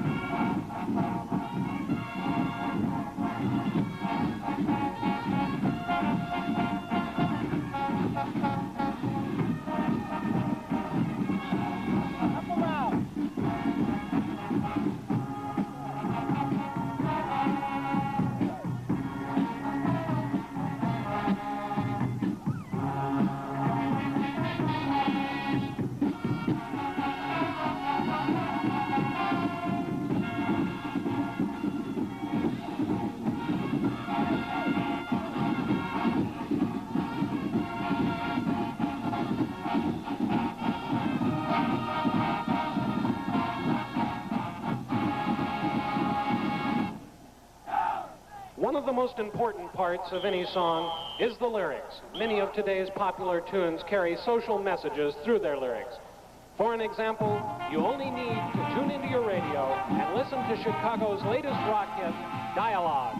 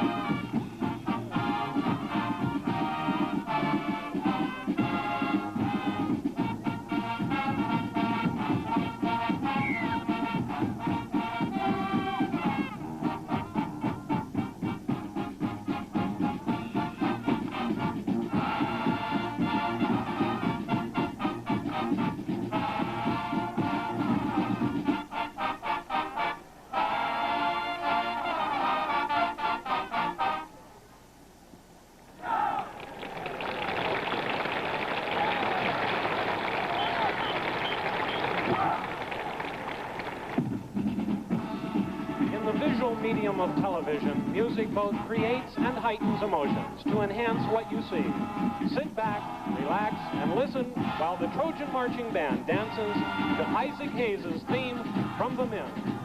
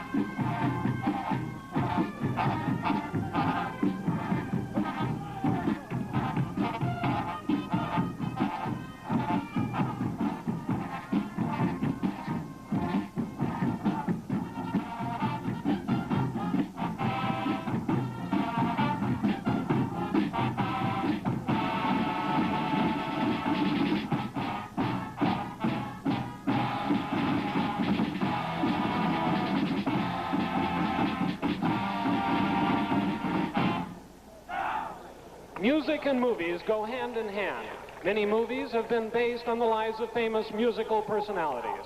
The hottest movie in America today is Lady Sings the Blues, based on the life of jazz singer Billie Holiday. And now to sing Love Is Here to Stay from that movie, the Trojan Marching Band proudly presents its star, Miss Diana Ross.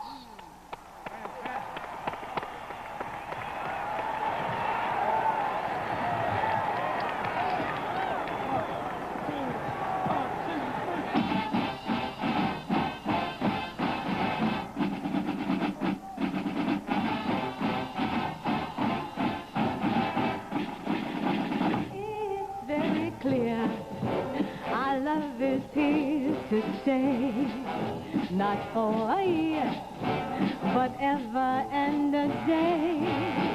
The radio and the telephone and the movies that we know may just be past in fancy and in time may go.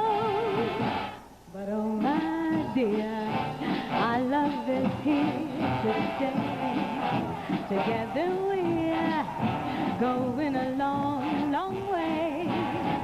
In time the Rockies may crumble, Gibraltar may tumble, they're only made of clay. But our love is here to stay.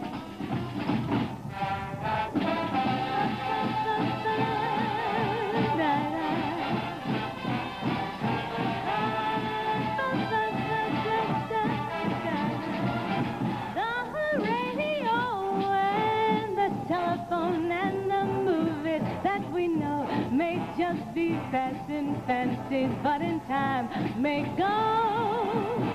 Whoa, my dear, our love is here to stay. Together we're going a long, long way. In time the Rockies may crumble, Gibraltar may tumble, they're only made of clay. But our love is here too. Our love is here too. Our love is here to stay.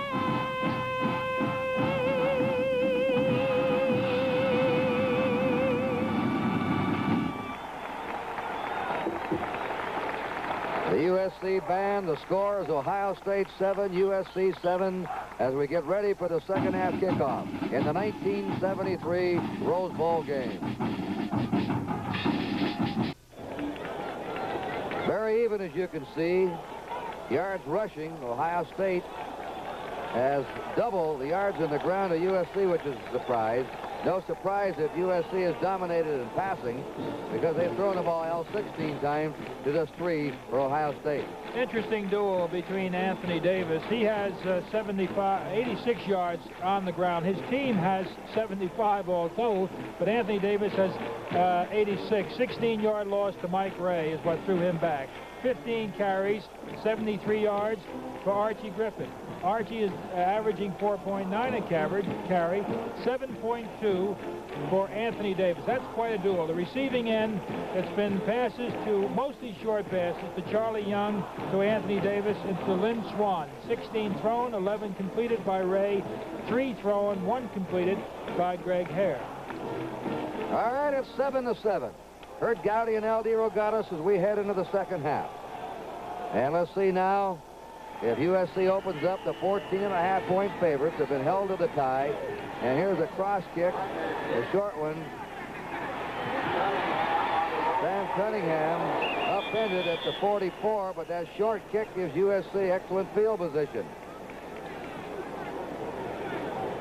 Kevin Fletcher making the tackle. First down for Southern Cal on their 43-yard line. Mike Ray will be the quarterback again. Kurt, only twice all year both of these teams been tied at halftime. USC tied by Arkansas 3-3 and 0-0 in the rain against Oregon. Anthony Davis and Sam Cunningham behind Ray. Swan is going in motion. The pitch is to Davis. Davis spilled out of bounds on his 47-yard line by George Hazenhall, number 70, the left tackle. They'll have Hazenhall and Cusick as the 2 tackles, 70 and 71. Decree playing the wide side of the field as defensive end. He's been outstanding. And Cope is the short side of the field in number 91. Middleton, Gradishar, Jones, and Plank, the 4 men right in back of that front 4. Tim Fox, Rich Parsons, and Jeff Davis are the deep men. Second down, 6. They run Davis, and he is slowed up that time. He was hit first by Shad Williams, number 79. And then sealing it off was number 42, Arnold Jones. Ball's now on the 48-yard line of Southern Cal. They have a 3rd and 5. Manfred Moore's in at fullback, replacing Sam Cunningham.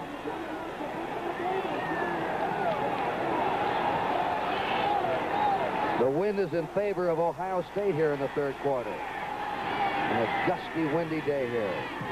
Ray dropping, throwing to the sideline, completing it to Lynn Swan. And he skips out of bounds on the Ohio State 41. You saw an interesting defensive move there. When Manfred Moore went into the game, that meant pass to Ohio State. Ohio went with a 3-man rush. There are 2 outside men, and you saw one of them there dropped off. The 3-man rush, the linebackers tried to take away the outside. So Swan has caught his 3rd pass. Cunningham's back in a fullback now. J.K. McKay and Lynn Swan are wide to the left. USC hasn't been able to move much in the ground. In the air, it's been different. Davis breaking that tackle. Forced down on the 35-yard line. He broke Hazenhall's tackle first. Finally, it was Doug Plank that nailed him, helped by Van de Cree. Here it is again. Now, this boy has not only got speed, but he's got power. That's Gradishar. He's big, and he is strong. Pulls away from Gradishar. This is the pursuit now that helps out. The outside pursuit is really what makes it. Anthony Davis, top sophomore in the Pac-8 Conference, now has picked up 96 yards on the ground. Manfred Moore is replaced. He's in there again, a fullback. The option play. Oh, again. Surrender on Mike Ray. What a charge by Gradishar, who blitzed. Randy Gradishar blitzing. 4 or 5 times they've really put Ray under the pressure today with tremendous charges. You're right, Kerry. They've got this team figured out extremely well. You saw the good play by the halfback coming up, going under it. That was Plank. Gradishar comes up and wipes it away. Now it's 3rd down and 17. USC on the Ohio State 48. The game is tied 7-7 early in the 2nd half. Ray fires deep to Swan. He has him.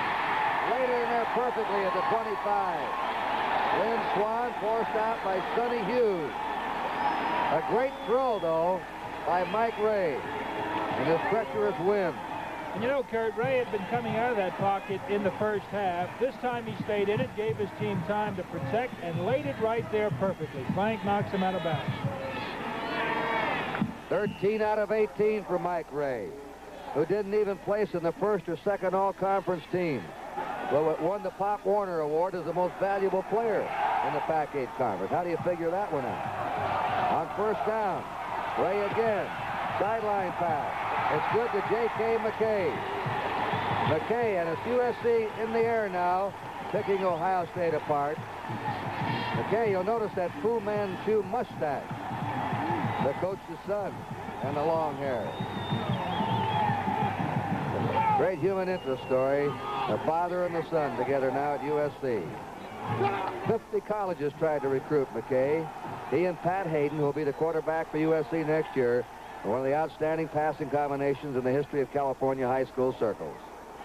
And Hayden lived in the coach's home in their senior year because Hayden's parents had moved to San Francisco.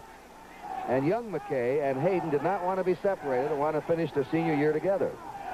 It was kind of interesting when John was telling us that he would go upstairs, and he knew those coaches and scouts were downstairs talking to his son, and he wanted young J.K. to make his own decision, and that's the kind of man John McKay is. And they've tacked a personal foul on now, half the distance to the goal. They give Southern Cal the ball on the Ohio State 6-yard line with a 1st and 6 to go. That's the first Ohio State penalty in the game. Ray under the gun, taking away, throws it out of the end zone. And he just threw it away. He was nearly Derek back at the 20-yard line with Pete Cusick, who has had some pass rushes today, and Shad Williams. I imagine Mike Ray has had more pressure today, even though he's been very effective. He's hit 14 out of 20 now. Several times he's had to throw for his life. Moore out. In the Cotton Bowl, 17-13, Texas over Alabama. Moore in. Cunningham is out at fullback. The option to Davis. Davis heading for the flag. Out of bounds on the 2.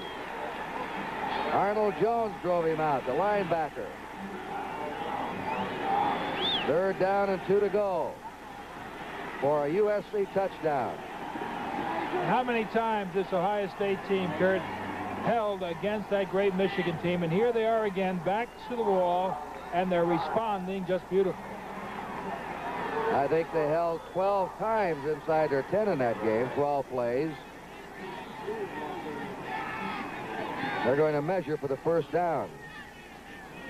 The USC gaining only 55 yards on the ground in the first half, came with a passing game and opened up here at the beginning of the second half. They're short.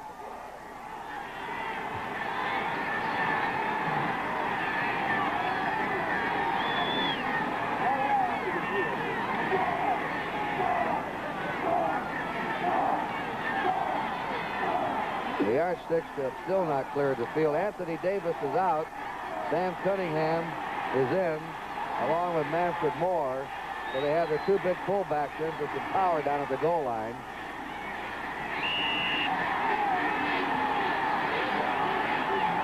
And Ohio State has 4 defensive tackles in there.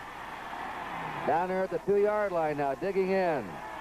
There's a dive by Cunningham. Sam Cunningham, with his famous hurdling dive, has put USC out in front. There won't be many people that'll stop him when he gets in the air. Sam, I guess that's where he gets the bam, Cunningham.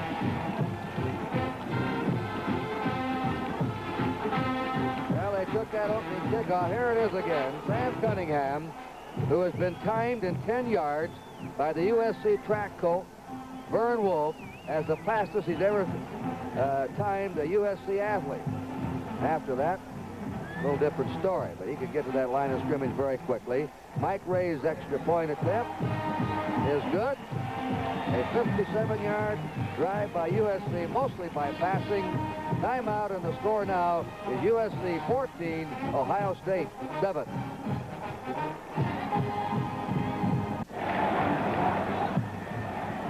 USC's drive, 57 yards and 10 plays. They're out in front 14-7.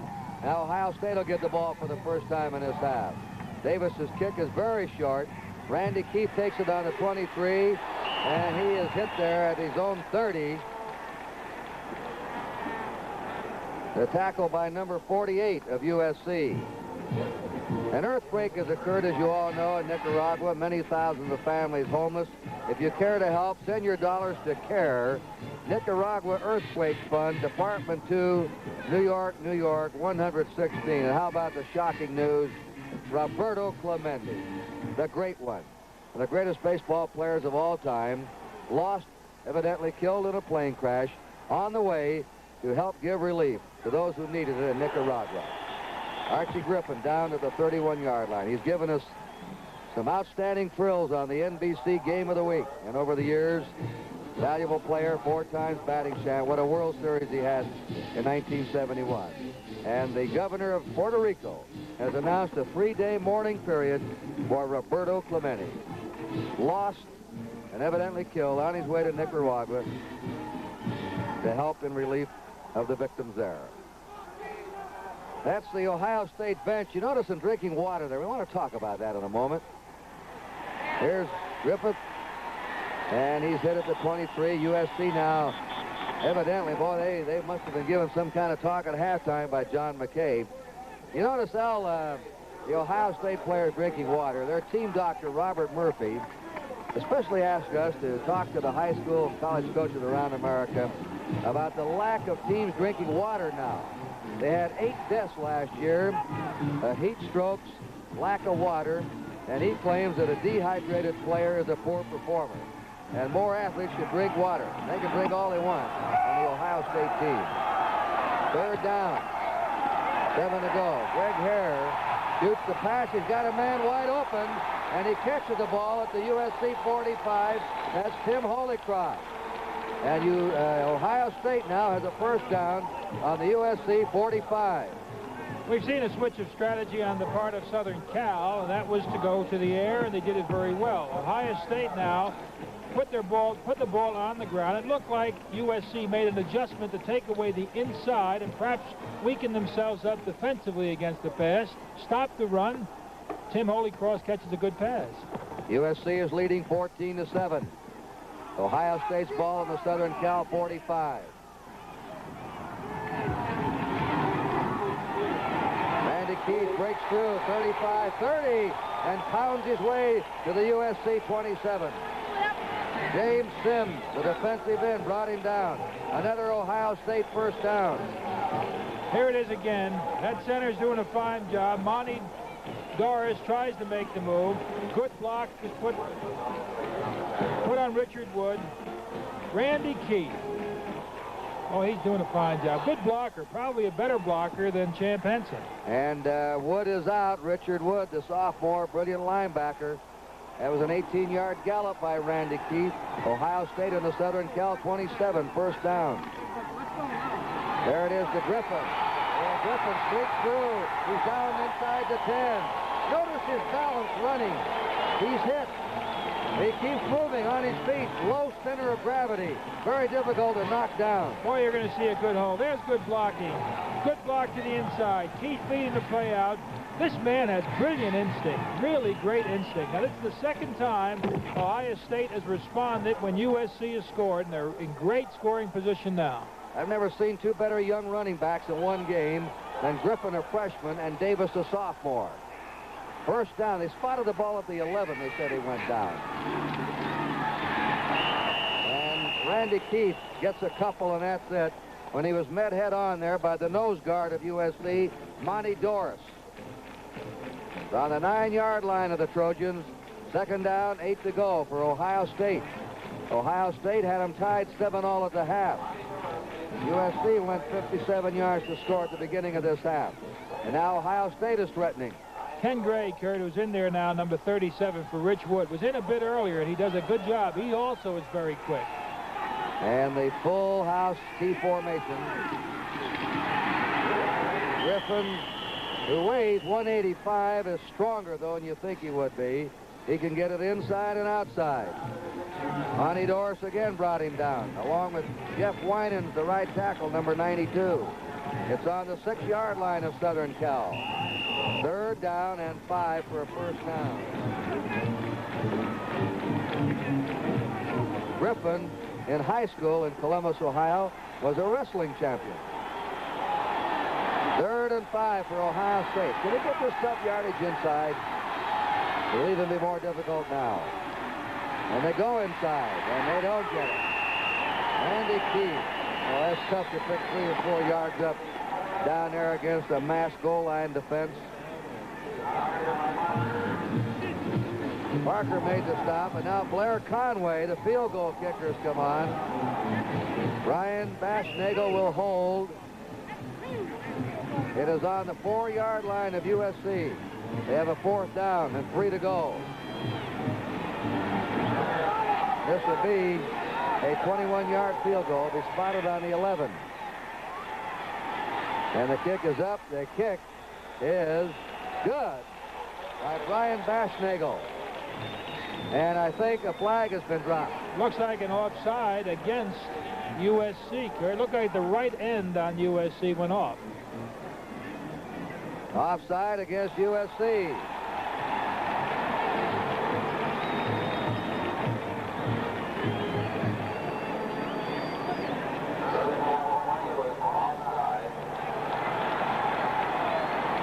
Interesting spot now, Kurt. Right. This would put the ball on the 2-yard line, and they would have a 4th and a yard and a half to go. Or do they go ahead and take the 3 points? Woody had his hand up here on the sideline. They want the 3 points. They've got the 3 sure points. They decline the penalty. The kick is good by Ohio State. And the score now, with a timeout, USC 14, Ohio State 10. Ohio State's drive went 66 yards before it was stopped. Ken Kuhn. There's the cross kick again. And look at this. Cunningham has the ball. And every time they kick the short, they've given USC excellent field position. And it's the kind of club with his throwing ability that's dangerous to give them. Kerry, we've heard so often how teams are fired after another team scores. We've seen Ohio State now respond twice. We saw USC come back. USC now in great field position, excellent runners. They could put it up in the air. They'll probably try AD again. That's 100 yards, you see, for Anthony Davis, the sophomore, in 16 carries. First down, Southern Cal under 44. They're leading 14-10 midway in the third period. They send Swan in motion. A fake, and he fires, and it's a completion inside the 35 to the 33. Rich Parsons making the tackle on Lynn Swan, who's caught 3 passes here in the second half. And USC is doing it in the air now. They can't move much on the ground. Here it is again, Kurt. Wasn't much of a fake. The balanced attack of USC has really helped out. The passing game has come on. Ohio State is shut off, if you can call shutting off a 100-yard runner being shut off. They've shut off the run fairly well. Very few teams have ever had as many outstanding receivers on one college team as USC has. The pitch is to Davis. He spurts to the 30 and to the 26-yard line before he's brought down by Rich Parsons. 7-yard gain, 2nd and 3. We pause briefly for station identification. This is the NBC Television Network.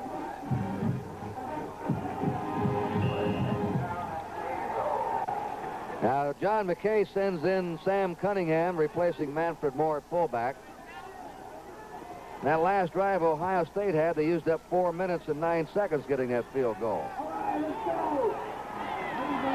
Edessel Garrison spreads to the left. 2nd down 3 for USC. Davis downed on the 26-yard line by George Hazenhall, the left tackle of Ohio State, number 70. It'll be a 3rd down and 3 to go for USC.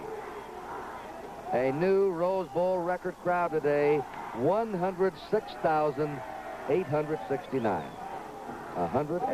Nearly 107,000.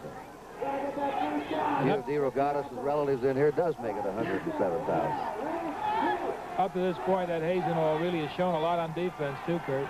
3rd and 3. Cunningham picks up the first down. Bams him to the 20-yard line. Jim Cope on the tackle for Ohio State, along with Hazenhall. Kerry and I had an opportunity to watch both of these teams all week, and we were tremendously impressed with the athletes, their personalities, very dedicated young people. We spent a little time yesterday with USC, and this Charlie Young was quite impressive, Kurt, number 89, that outstanding tight end. Southern Cal on the Ohio State 20 with a first down. Davis squirting through 10. He's good! Anthony Davis does his victory dance on his knees. Well, they've had some great runners at this school. Cotton Warburton. Here it is again. Suddenly, Kurt, the defenses on both teams have been exploited. That balance right there tears away from it. He stretches out. He'll give you that little leap, the knee dance. Pretty good. Here again. All right, now watch how he breaks tackles. He has very strong legs. That's his secret. And amazing balance. And, of course, we had Mike Garrett, Heisman Trophy winner. O.J. Simpson, maybe the best of them all. Clarence Davis, and now this fella. Ohio State develops fullbacks. USC develops running tailbacks. The kick is good. And now, for the timeout, it is USC 21, Ohio State 10.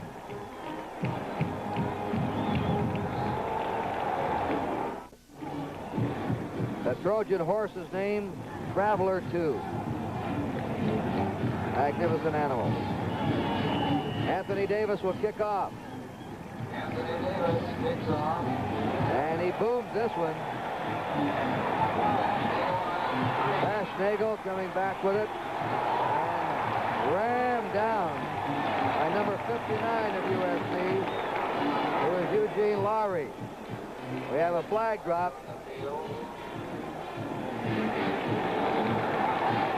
15 yards. yards added onto this one. Puts the ball on the Ohio State 36-yard line. That's a personal foul against Southern Cal. Ohio State first down under 36. What's that for, McKay wants to know. We've seen it 3 times now, Kurt. The teams are responding. One team scores and the other team comes back. We've said it before. Ohio State has done it twice. They've got another chance now. 5:46 to play in the third quarter. 21-10 in favor of USC.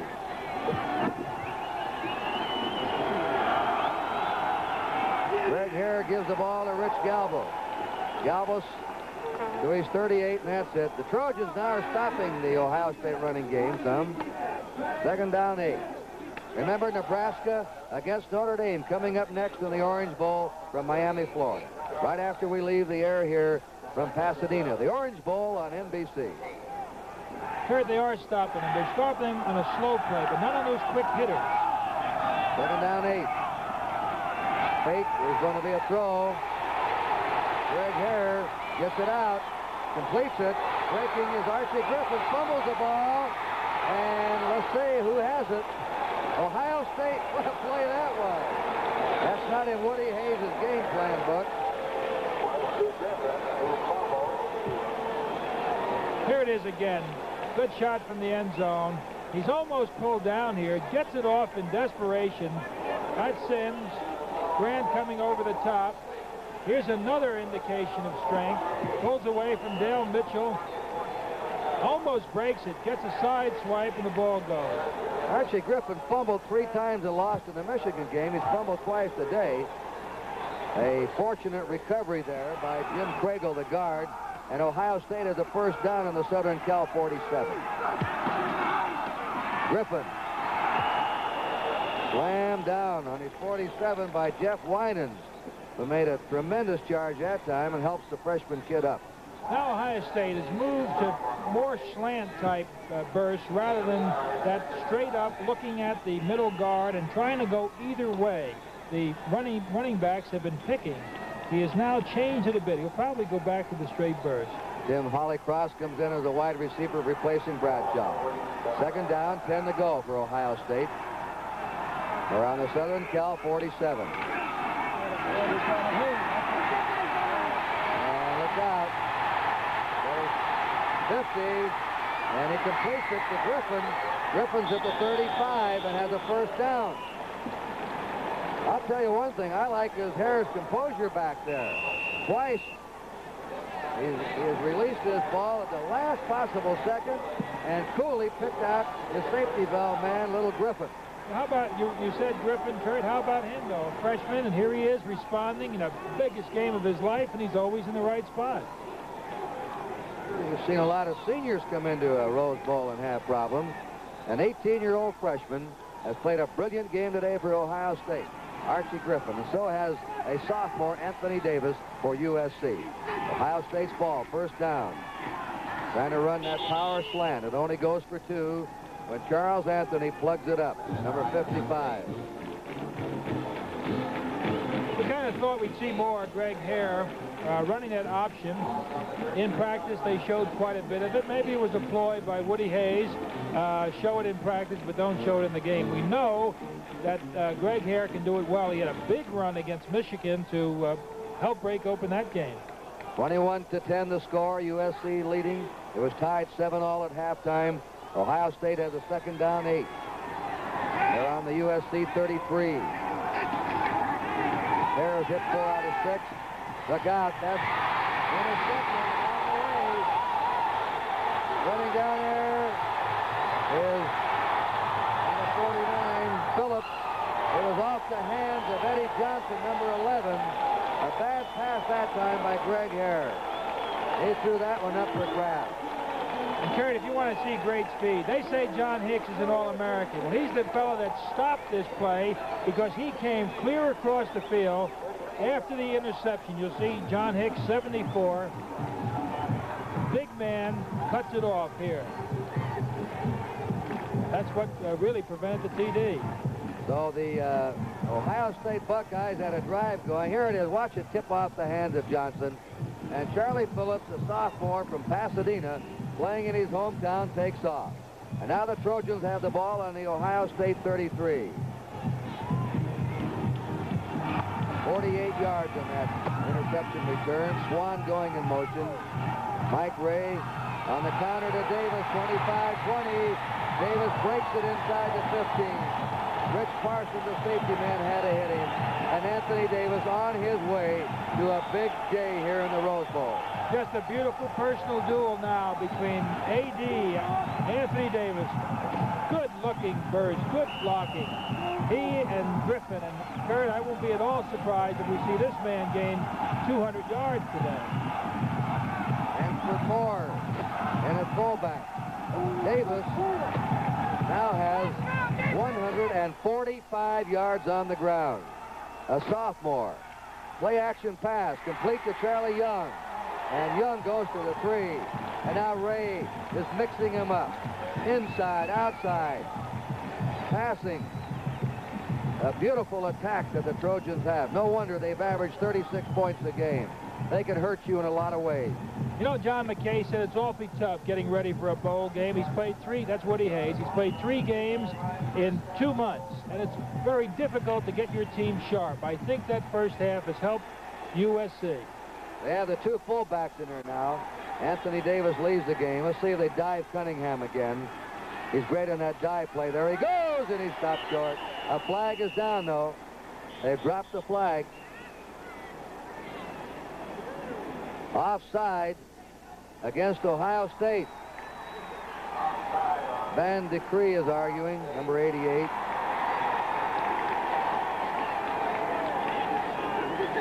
You know, Kurt, talking about Sam Cunningham and the way he dives, Jack Tatum, who played for Ohio State, is great at coming over the top. You can be sure that the safety men, and earlier in the football game, we saw Ralph Parsons come up pretty sharp and Doug Plank. They're going to be looking for that dive. It's going to be awfully tough, though, to stop this man. Let's see it from ground level view. 39, Sam Bam Cunningham. How'd you like to have him coming at you, Al? 220 or 25 pounds? No way. The offside penalty against Ohio State is now places the ball in the 1.5-yard line. Jim Cope has gone out. Mike Scannell is in. They have a first down and goal to go. USC coming alive here in the second half. There he is again, and he's over. Sam Bam Cunningham has scored his second diving touchdown. Well, you get another shot at it now. Everybody's trying to come up. Arnold Jones is trying. Rick Middleton is trying. And there you saw the safety man come up. That was Doug Plank, and he went over the top of Plank. Here it is again. This fellow is quite a physical specimen. Power, speed, blocking ability, intelligence, everything. The kick by Mike Ray is up, and it's good. And USC has exploded in the third period. They have scored 21 points in this quarter. And with 1:25 to play in the third period, our score is USC 28 now, and Ohio State 10. You know, Woody Hayes has beaten John McKay 3 out of 4 times at previous meetings. The last time they met, they were both undefeated. And Ohio State in the 1969 Rose Bowl game defeated the Trojans 27-16. Madigan, the tough New York City cop, finds himself in Lisbon, tracking down his man. Watch Richard Whitmark as Madigan, Wednesday night at 8:30 Eastern Time, right here on NBC. We mentioned that Ohio State can't afford to get behind. They do not have the explosiveness that the Trojans have. There's 1:25 to go here in the third quarter. It's an uphill struggle now for State. Anthony Davis will kick off. He hasn't thrown any passes today, but he can. He was a left-handed quarterback in high school. Cornelius Green is the middleman now, and he's running up on this one and handles it on the 16. Gets back to his 29. And he's hit down there for USC by number 37, Ken Gray, and Al Pekarsik, number 48. Didn't take USC time to score. You saw. They did it in 1 minute and 17 seconds after they intercepted that pass. Well, you can't teach quickness or speed. That's what USC has. And you can go along, and suddenly in football, that speed can explode for you, and that's what it's done for USC. First down on the 29-yard line of Ohio State. The pitch out is to Galvis, Rick Galvis, and he is pinned in there and contained by number 26, Charlie Hinton. And now Woody Hayes is going to have to figure out what to do now to open him up. And Kurt, if he tries to go up into the air, the man we should keep our eye on is number 41, James Sims, or Dale Mitchell, number 85. We mentioned they play defensive end in the 5. Neither is extremely big, but both are very quick, particularly Sims, number 41.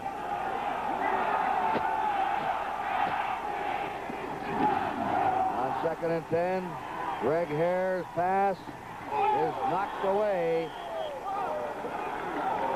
Intended for Galbos. A flag down. That's a motion penalty against Ohio State. Eddie Johnson knocked that away. That's the tight end, Fred Puggich, who's talking to his coach, Woody Hayes. Notice the mesh jersey. Woody knows, Kurt, he's in trouble. It's a different-looking team when Ohio State Buckeyes go away from their game plan. Southern California declined the penalty. 11 in a row they've won, the number 1 ranked team. And they figured if they lost this one, their season was really sort of a washout. And Ohio State came in here with a chance to knock off the number 1 ranked team. So they both plenty to shoot for in this game. 3rd and 10. Greg Hare can't find anyone open, and he's blasted down on his 30-yard line. Taken from behind there by number 82, Glenn Bird, a second-string tackle. Here it is again, and when that defensive team knows you're going to pass, it makes it a lot easier getting to them. Hare pulls it down. State is out of their game plan. That's obvious. Watch Bird all along, but they're going back in a punt formation here, and they want to get this punt off before the gun ends the 3rd quarter because they have the wind at their back. Here's the kick. He gets the roll after what appeared to be a bad kick, and it goes out of bounds and stops the clock. That shows the end of the 3rd quarter. It's out on the 33-yard line of USC. That's the end of the 3rd period. In the 1973 Rose Bowl game with the score, USC 28.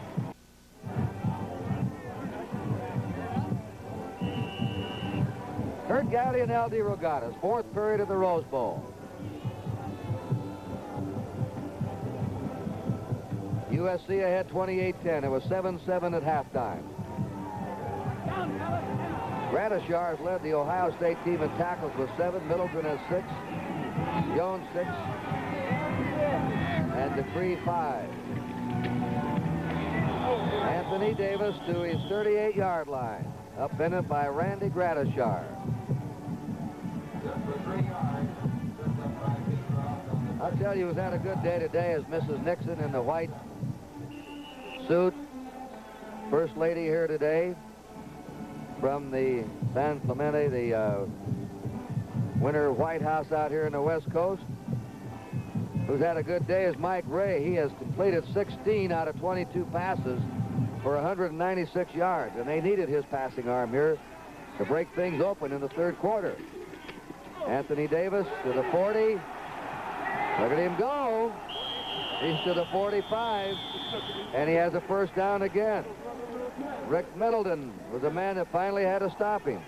You can't see enough of Anthony Davis. Just enjoyable watching this man run. Pulls away from one. He hits a bunch of people right here.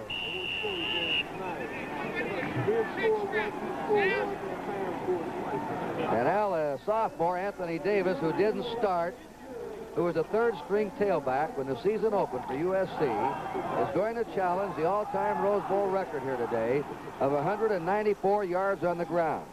As you see, he has 157. Bob Jeter of Iowa set that record in 1959. And they're running him lot now. He's dropped on the 45-yard line for no gain by Charles Beecroft that time. Speaking of that, Kurt, Sam Cunningham will have an opportunity to tie a very old record here of Elmer Layden's of Notre Dame, 1925 against Stanford. Layden had 18 points. Up to this point, Cunningham has 12. 2nd and 10. Davis goes out to a big hand. Number 28. He needs 40-some yards to break the all-time Rose Bowl rushing record. There are 13 minutes to play. USC's ahead, 28-10. Flag drop. Too much time against USC. Moves the ball back to their 40, makes it 2nd down and 15.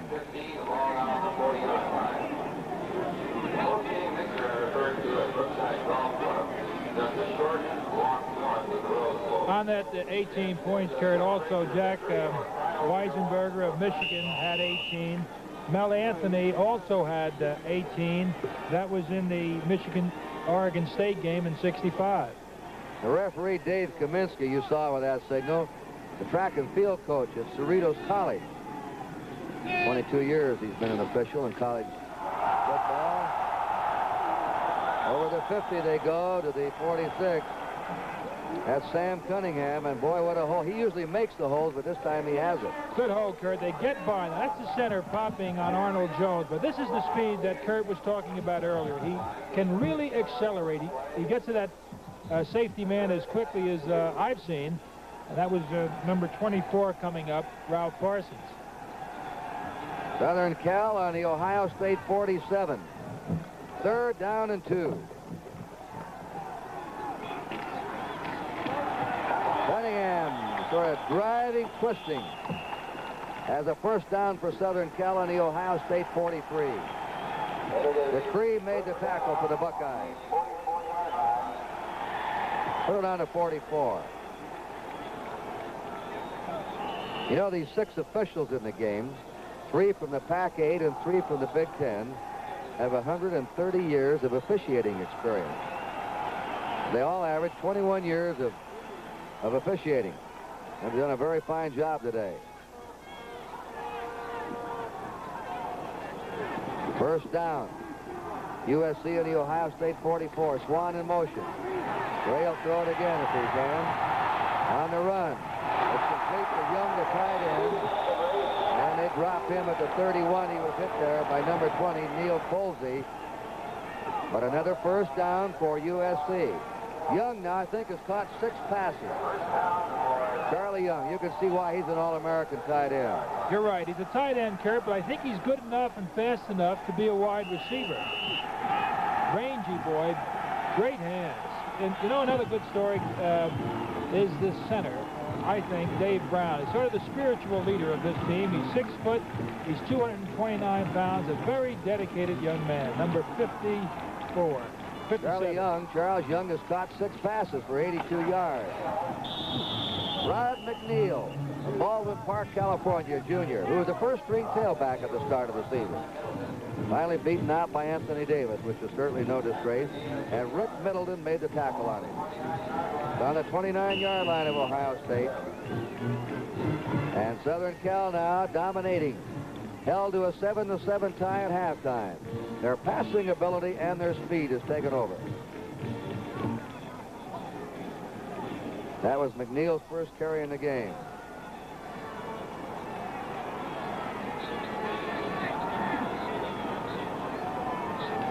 Cunningham in at fullback. Bray going to McKay. Incomplete. You know, John McKay, the coach, has a great sense of humor. Every week they have a recruiting meeting. And Craig Fertig, who you see talking to McKay, the quarterback coach, was in charge of the high school area that young McKay and Pat Hayden played in. So they were talking about it, and McKay said, well, what about Hayden? How do we stand there? And he said, good. So, well, we'll offer him a scholarship, but don't offer the McKay kid one. He says, why not? He said, I can't even get him to empty the garbage, let alone coach him.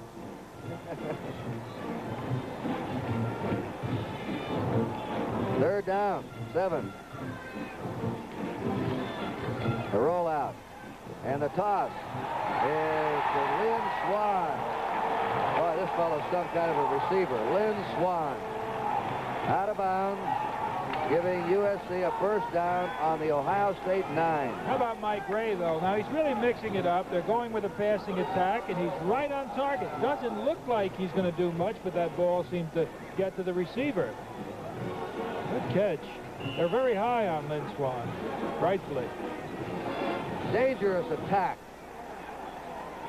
McKay has been held to 1 catch today. Young has 6. Swan has 6 catches. Davis has 3. They throw to everybody. First and goal to go, USC. The pitch. Swan fumbles the ball. And who has it? Looks like a USC recovery. Number 57, Dave Brown, the center from Glendale. So they picked up 3 yards in the play.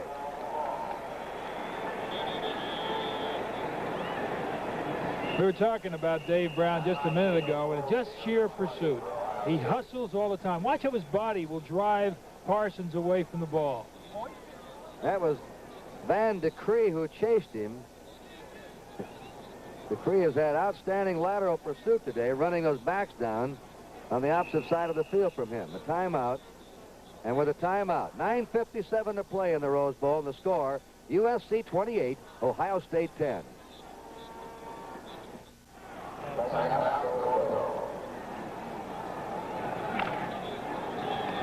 Second down, goal to go for USC.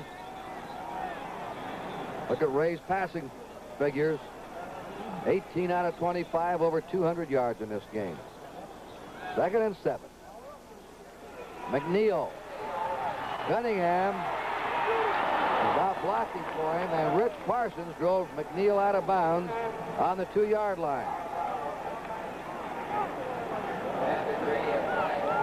Third and 2.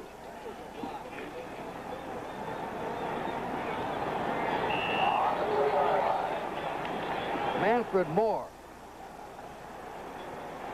comes in, number 44. 4 defensive tackles in for Ohio State.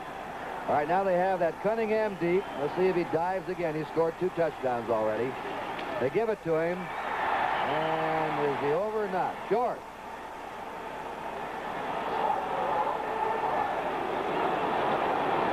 Now they have a 4th down and a foot to go. We're bound to see Kurt an awesome collision. I mean, they're just consistently doing it, and they'll probably stay with it again. Just give it to Sam Bam Cunningham. But watch the safety men. They're going to be trying desperately, but I just don't know how you stop that man. Michigan could not punch it in against Ohio State's goal line defense. Southern Cal has been able to. Mostly because of that fella, Cunningham. How do you stop that? The 3rd touchdown for him. On that tremendous diving fullback, Sam the Bam Cunningham. Sam has had a lot of airtime. He probably can get a pilot's license. There he goes again.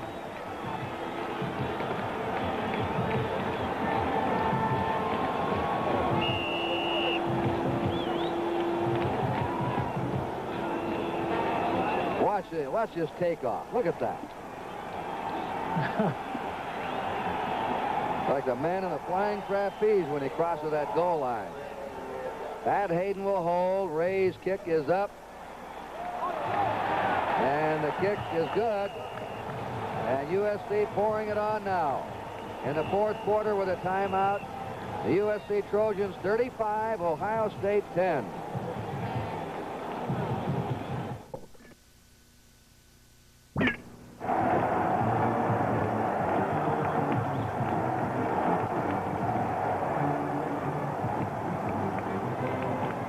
Here we go now with 9 minutes and 10 seconds to play. USC leads 35-10. It was 7-7 at halftime. Davis kicking to Cornelius Green on his 4. To the 20. Up to the 30, and he's down in his 32-yard line. The tackle there by Marvin Cobb. number 24 of USC. Well, now, Kurt, anything could happen. It could be just it's already a 25-point lead, but if he puts it in the air, he's going to be getting a severe rush. The interception, a very likely thing, really, when you're under this kind of pressure. And now we have a new quarterback in there now, sophomore Steve Morrison of Huntington, West Virginia. See if he can move them some.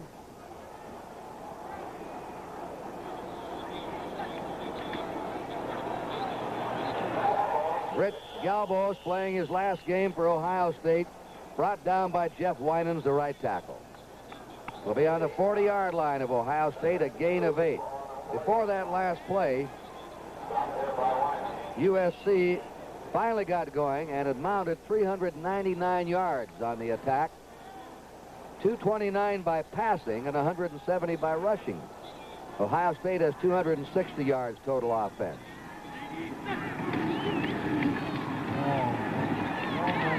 Harold Henson, who hasn't been used as much today as everybody thought he would be, carries the ball to the 46-yard line for a first down for Ohio State.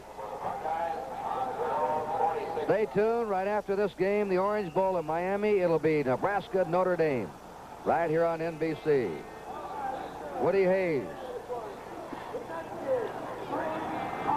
This team played a gallant first half. Galbos to the 49, but finally been outstripped by the versatility and speed of the USC squad. And it looks like Coach Hayes has kind of admitted that the battle is over. There's the bench, a very depressed team, a very gallant football team. They came in here to play, and they played. They really tested this USC team, and they'll go home with a great deal of respect for them. Under 8 minutes now, 7:40 to go. Second down, 8 to go for Ohio State. Flags are down. Morrison's toss is grabbed off by Hinton, the cornerback of the 40s, up to the 50, 45, and is out of bounds. That's Charles Hinton of East Orange, New Jersey, a senior cornerback. I believe the flag's against Ohio State. If it is, USC will have the ball. Hinton caught that ball at his own 40 and ran it back 15 yards. And Southern Cal declines the illegal procedure penalty. They take the ball over now on the 41-yard line of Ohio State with another chance to score. 7.5 minutes to play.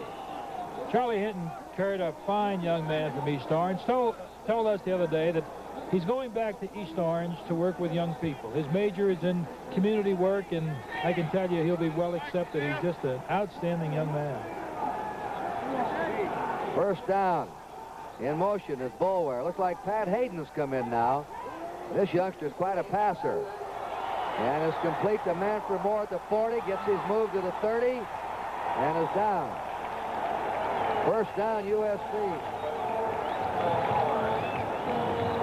Sonny Hughes made the tackle. Pat Hayden, number 10, one of the greatest high school passers in the history of California football, will be the quarterback next year. And for sheer throwing the ball, Johnny McKay said, "I've never seen a better one." And we watched him toss Saturday in a workout, and he can really deliver that ball beautifully. Can he, Al? He really can, Kurt. He was a little concerned about his height, but he's 6 foot, and he seems to deliver it on his toes. He's not stretching out. Just a natural passer. First down, Southern Cal on the Ohio State 26. The pitch is to McNeil, and McNeil is brought down on the 23-yard line of Ohio State by Mike Scannell. The highest scorers in the Rose Bowl, USC beat Pittsburgh 47-14 in 1930. And in 1963, USC 42, Wisconsin 37, the wildest game ever played here.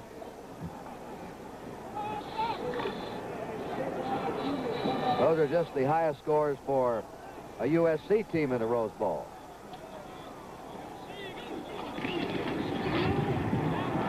Dancing through is McNeil, and he's to the 8-yard line.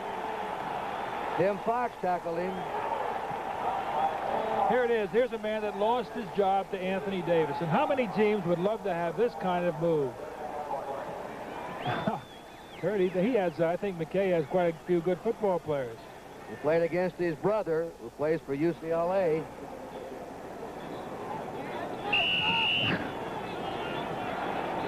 First down, goal to go for USC. Leading 35-10, 6 minutes to play. We're 7-7 at halftime. Pat Hayden brought down from behind by Randy Gradishar, and we understand why he made the All-American teams as a linebacker this season. He's a junior. Champion in Ohio. He'll be back next year. Second down now, 13 yards to go for a Southern Cal touchdown. 49 points is the most any team has ever scored in the Rose Bowl. Michigan did it twice. 49-year-old John McKay. You know, and he said, Kurt, the other day that win or lose, you know, the world kind of goes on, and he doesn't take that win or loss. He loves to win, obviously, and he is a winner. A timeout, and our score again. USC 35, Ohio State 10. USC stopped fairly effectively in the first half. Now has rolled up 427 yards total offense, 2 yards away from the all-time Rose Bowl record. Here's Hayden's pass, and is broken up at the goal line by Tim Fox. Pass was intended for Chris Bella, second-string tight end. 429 yards total offense is the Rose Bowl record set by Iowa's team against Cal in 1959. USC has 427 yards today against Ohio State. They now have a third down and 13 to go for a touchdown. 5 minutes and 22 seconds remaining in the game. Ray Washmara is in the game. There's McNeil. They've just broken, and he lunges in, but they say he stepped out on the 1-foot line. But USC now holds the all-time total offense record for a team in a Rose Bowl game. And they want Sam the Bam back there. Here he comes. The human cannon, Sam Cunningham, who 3 times has cannonball into the end zone on his famous dive, is back in now. 4th down and a yard to go. Let's see if they give him the ball again for a record 4 touchdowns in a Rose Bowl game. He's the deep man in that eye. And he's got it, and he scores. He fumbled, but he's over. He was over the goal line. Sam the Bam Cunningham gets his 4th touchdown of the game. Yeah, they weren't long ones, yard and a half yard. But I wouldn't want to be hurling myself full frame, full speed. Yep. Against those 260, 70-pounders, Al. Talk about instant replay, Kurt. This is the most replayed shot we've had all day. He's pretty good. He ought to go out for the high jumping team also.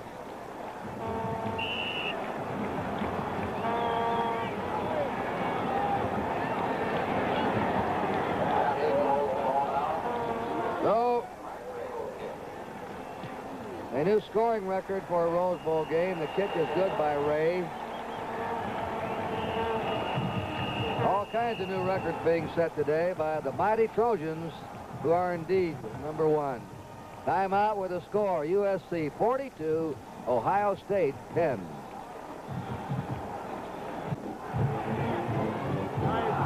Well, Mrs. Nixon, First Lady, is leaving. And I imagine she enjoyed herself in the parade today and the game, and she's seen USC really open it up here in the second half. Anthony Davis kicking off to Cornelius Green again at the 11. He doesn't get far. He's back to the 25, and that's it. Met there by Tom Bollinger, Jr. And we have a flag down also, with 5 minutes and 6 seconds to play. I was handed a wrong record here, and I want to correct. That 429 yards offense is for rushing, set by the Iowa team, and that has not been broken today by USC.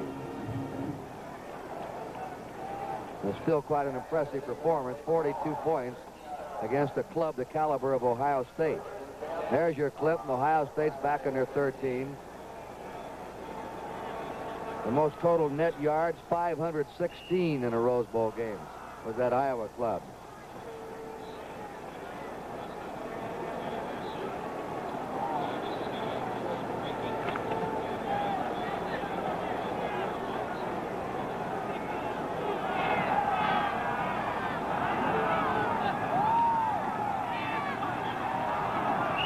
Up the middle they go.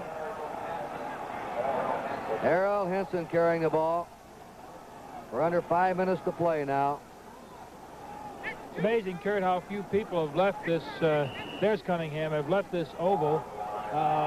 They're starting to leave now, but with 106,000 people here, the game totally out of hand now in favor of USC. You think maybe there'd be more leaving. Quarter of 5 here on the West Coast. As soon as this play is run off, tell you why I mentioned that. They run Little Lippert, the second-string tailback. Right now, you would normally be seeing the Orange Bowl game, but we're going on here. We have 4 minutes and 20 seconds remaining, and as soon as this game is over, we'll quickly switch you to the Orange Bowl in Miami for Nebraska against Notre Dame.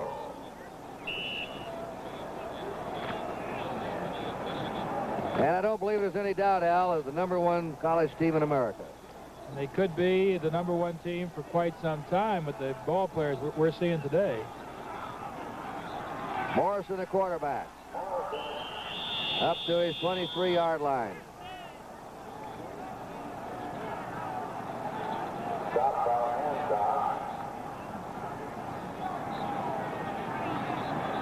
We were talking about Rich Wood, thinking about John McKay and how he gets these young people. He did a clinic in Atlantic City, New Jersey, and Rich Wood's coach at Thomas Jefferson High School in Elizabeth, New Jersey, was talking to John McKay, and John said, look, if you ever have an athlete that you think we'll like, would you bring him to us? Well, Rich Wood, who runs the 109.8, played offensive guard in high school, now is playing linebacker, just a sophomore, so I guess McKay liked that clinic down in Atlantic City.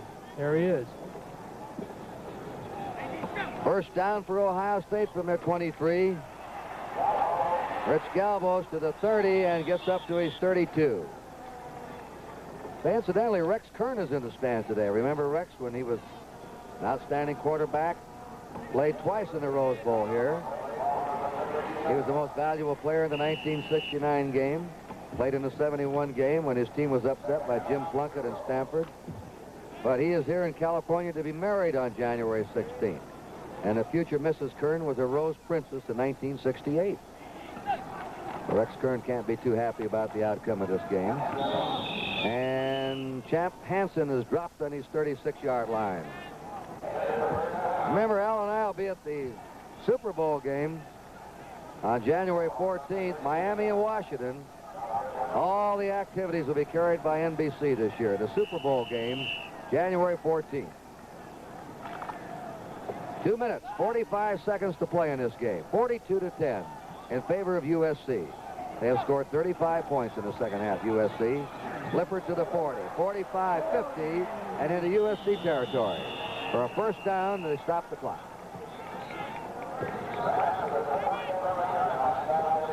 And Johnny McKay is going to have his 100th coaching victory today also.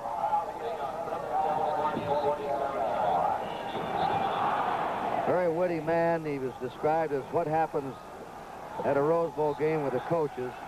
I'll tell you about it in a minute. First down, Ohio State. Lippert again. Runs it to the 41.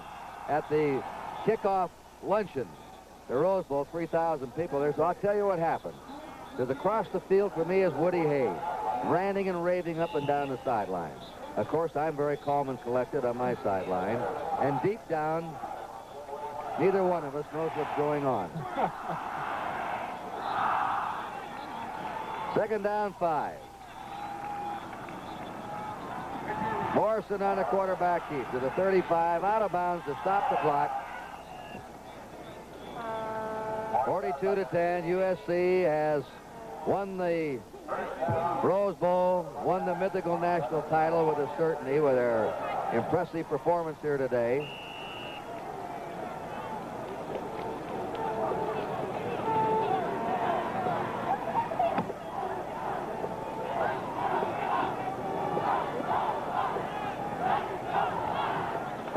on Ohio State. They're on the USC 32-yard line. Elmer Lippert again. And he's chased along the 30, and down he goes. You know, talking about the intensity of the man, Woody Hayes, if you look at him on the sidelines, he's still walking up and down. He wants this touchdown. It's a matter of personal pride. This game is Woody Hayes' life, and he's brought so much to it. Really, there he is. Ohio State football has just been a tradition of great, great things. The executive producer of the Rose Bowl game, Scotty Connell. Game has been produced by Dick Auerbach. There's the throw, incomplete, directed by Harry Coyle. Our associate producer has been Jim Maroney. Production manager is Bill Palmerston. Technical supervisor, Jerry Ireland. And the technical director has been Gene Swartz. There's your time remaining. 42-10, USC.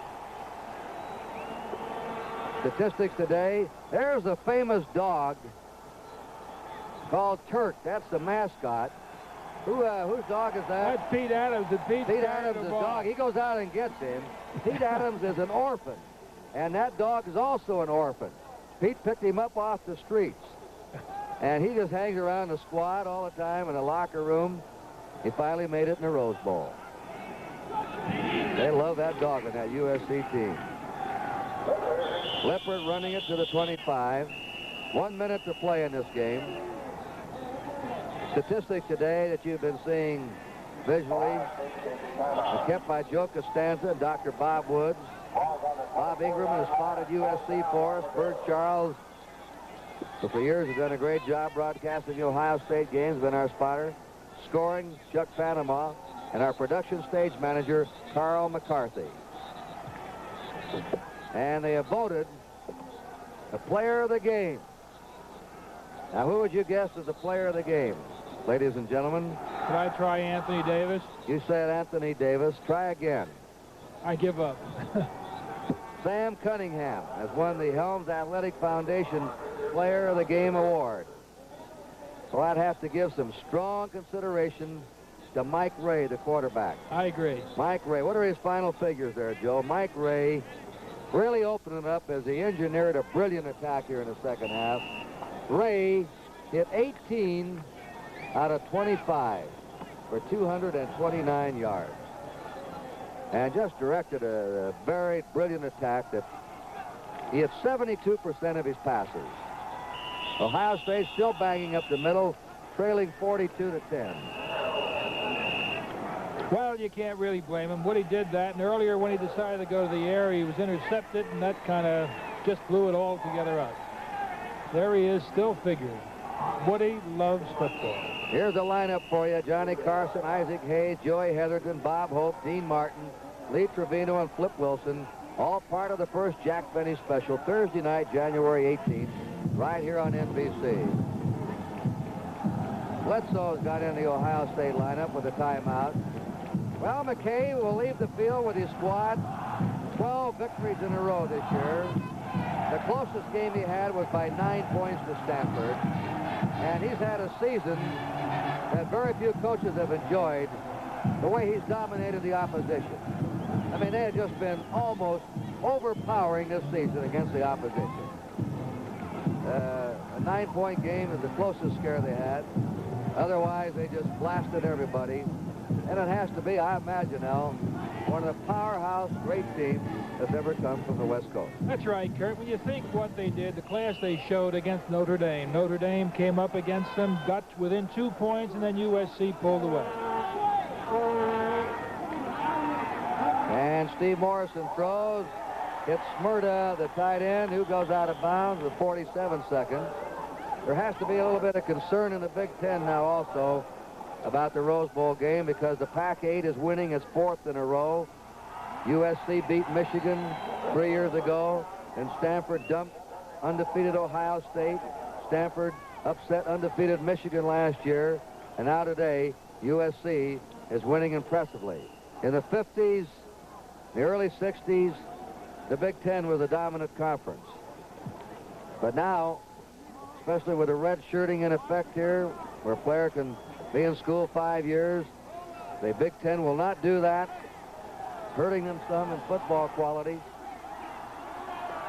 They have to be a little bit concerned about this West Coast football. And there goes a touchdown. They hung in there and scored. John Bledsoe scored with 44 seconds to go. To make the score 42-16 USC. Here it is. Bledsoe really never quite came back from an injury last year. Looks pretty good here, though, moving rather well.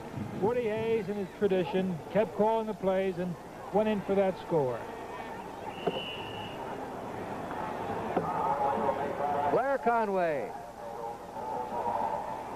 boots it up, and good. 42-17 USC.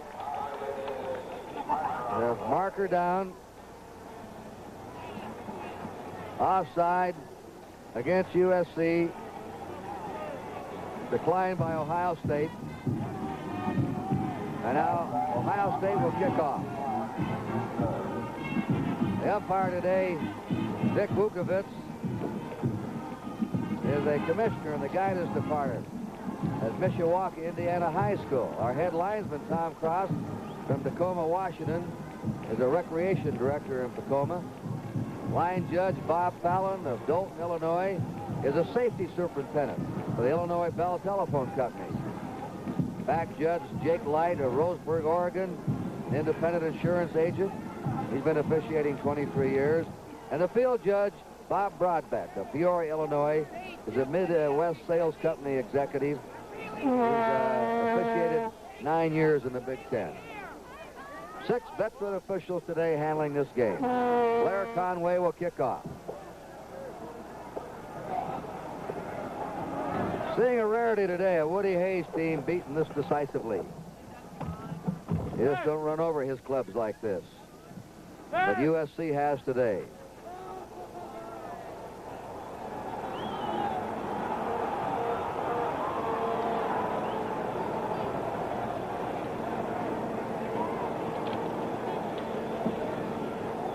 I think the official's calling for a fair catch. He's waiting in the darkness. Now he's ready. And they try an onside kick that goes about a loss of 3-4 yards.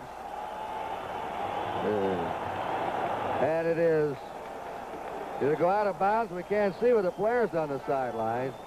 And there is a new record for the shortest kickoff in history. Rolled out of bounds on the 40. And the ball was kicked from the 45. So that is a net kickoff of -5 yards. Did you ever see that one, Al? No, I have to admit, Mr. Gowdy, that's a first. Remember the Senior Bowl on NBC, Saturday, January 6th. The outstanding seniors in American collegiate football. I think McKay just said, I've never seen that either. A kickoff for -5 yards. And Southern Cal now has called timeout. 42-17 USC. Call Pat Hayden over.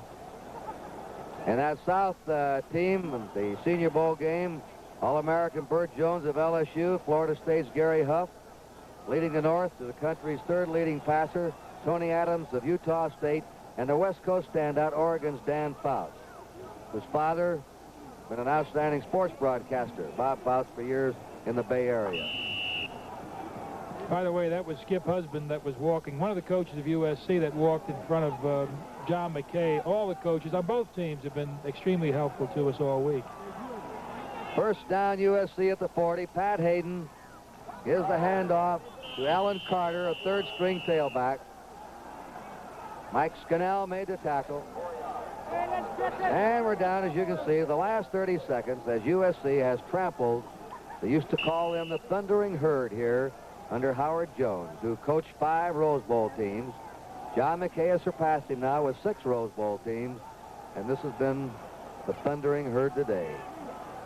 42 points they've scored on an Ohio State squad that lost only 1 game, and it limited the opposition to just 12 points a game. And the crowd pours out to salute America's #1 college team. It's all over. A final score, USC 42, Ohio State 17. It was close at halftime, 7-7. A tough battle in the first half, but the passing game of USC, their speed, their variety in offense, broke it open, and they won going away. A Happy New Year again, ladies and gentlemen. Kurt Gowdy and Aldi Rogatis say, stay tuned now for the Orange Bowl right after station identification.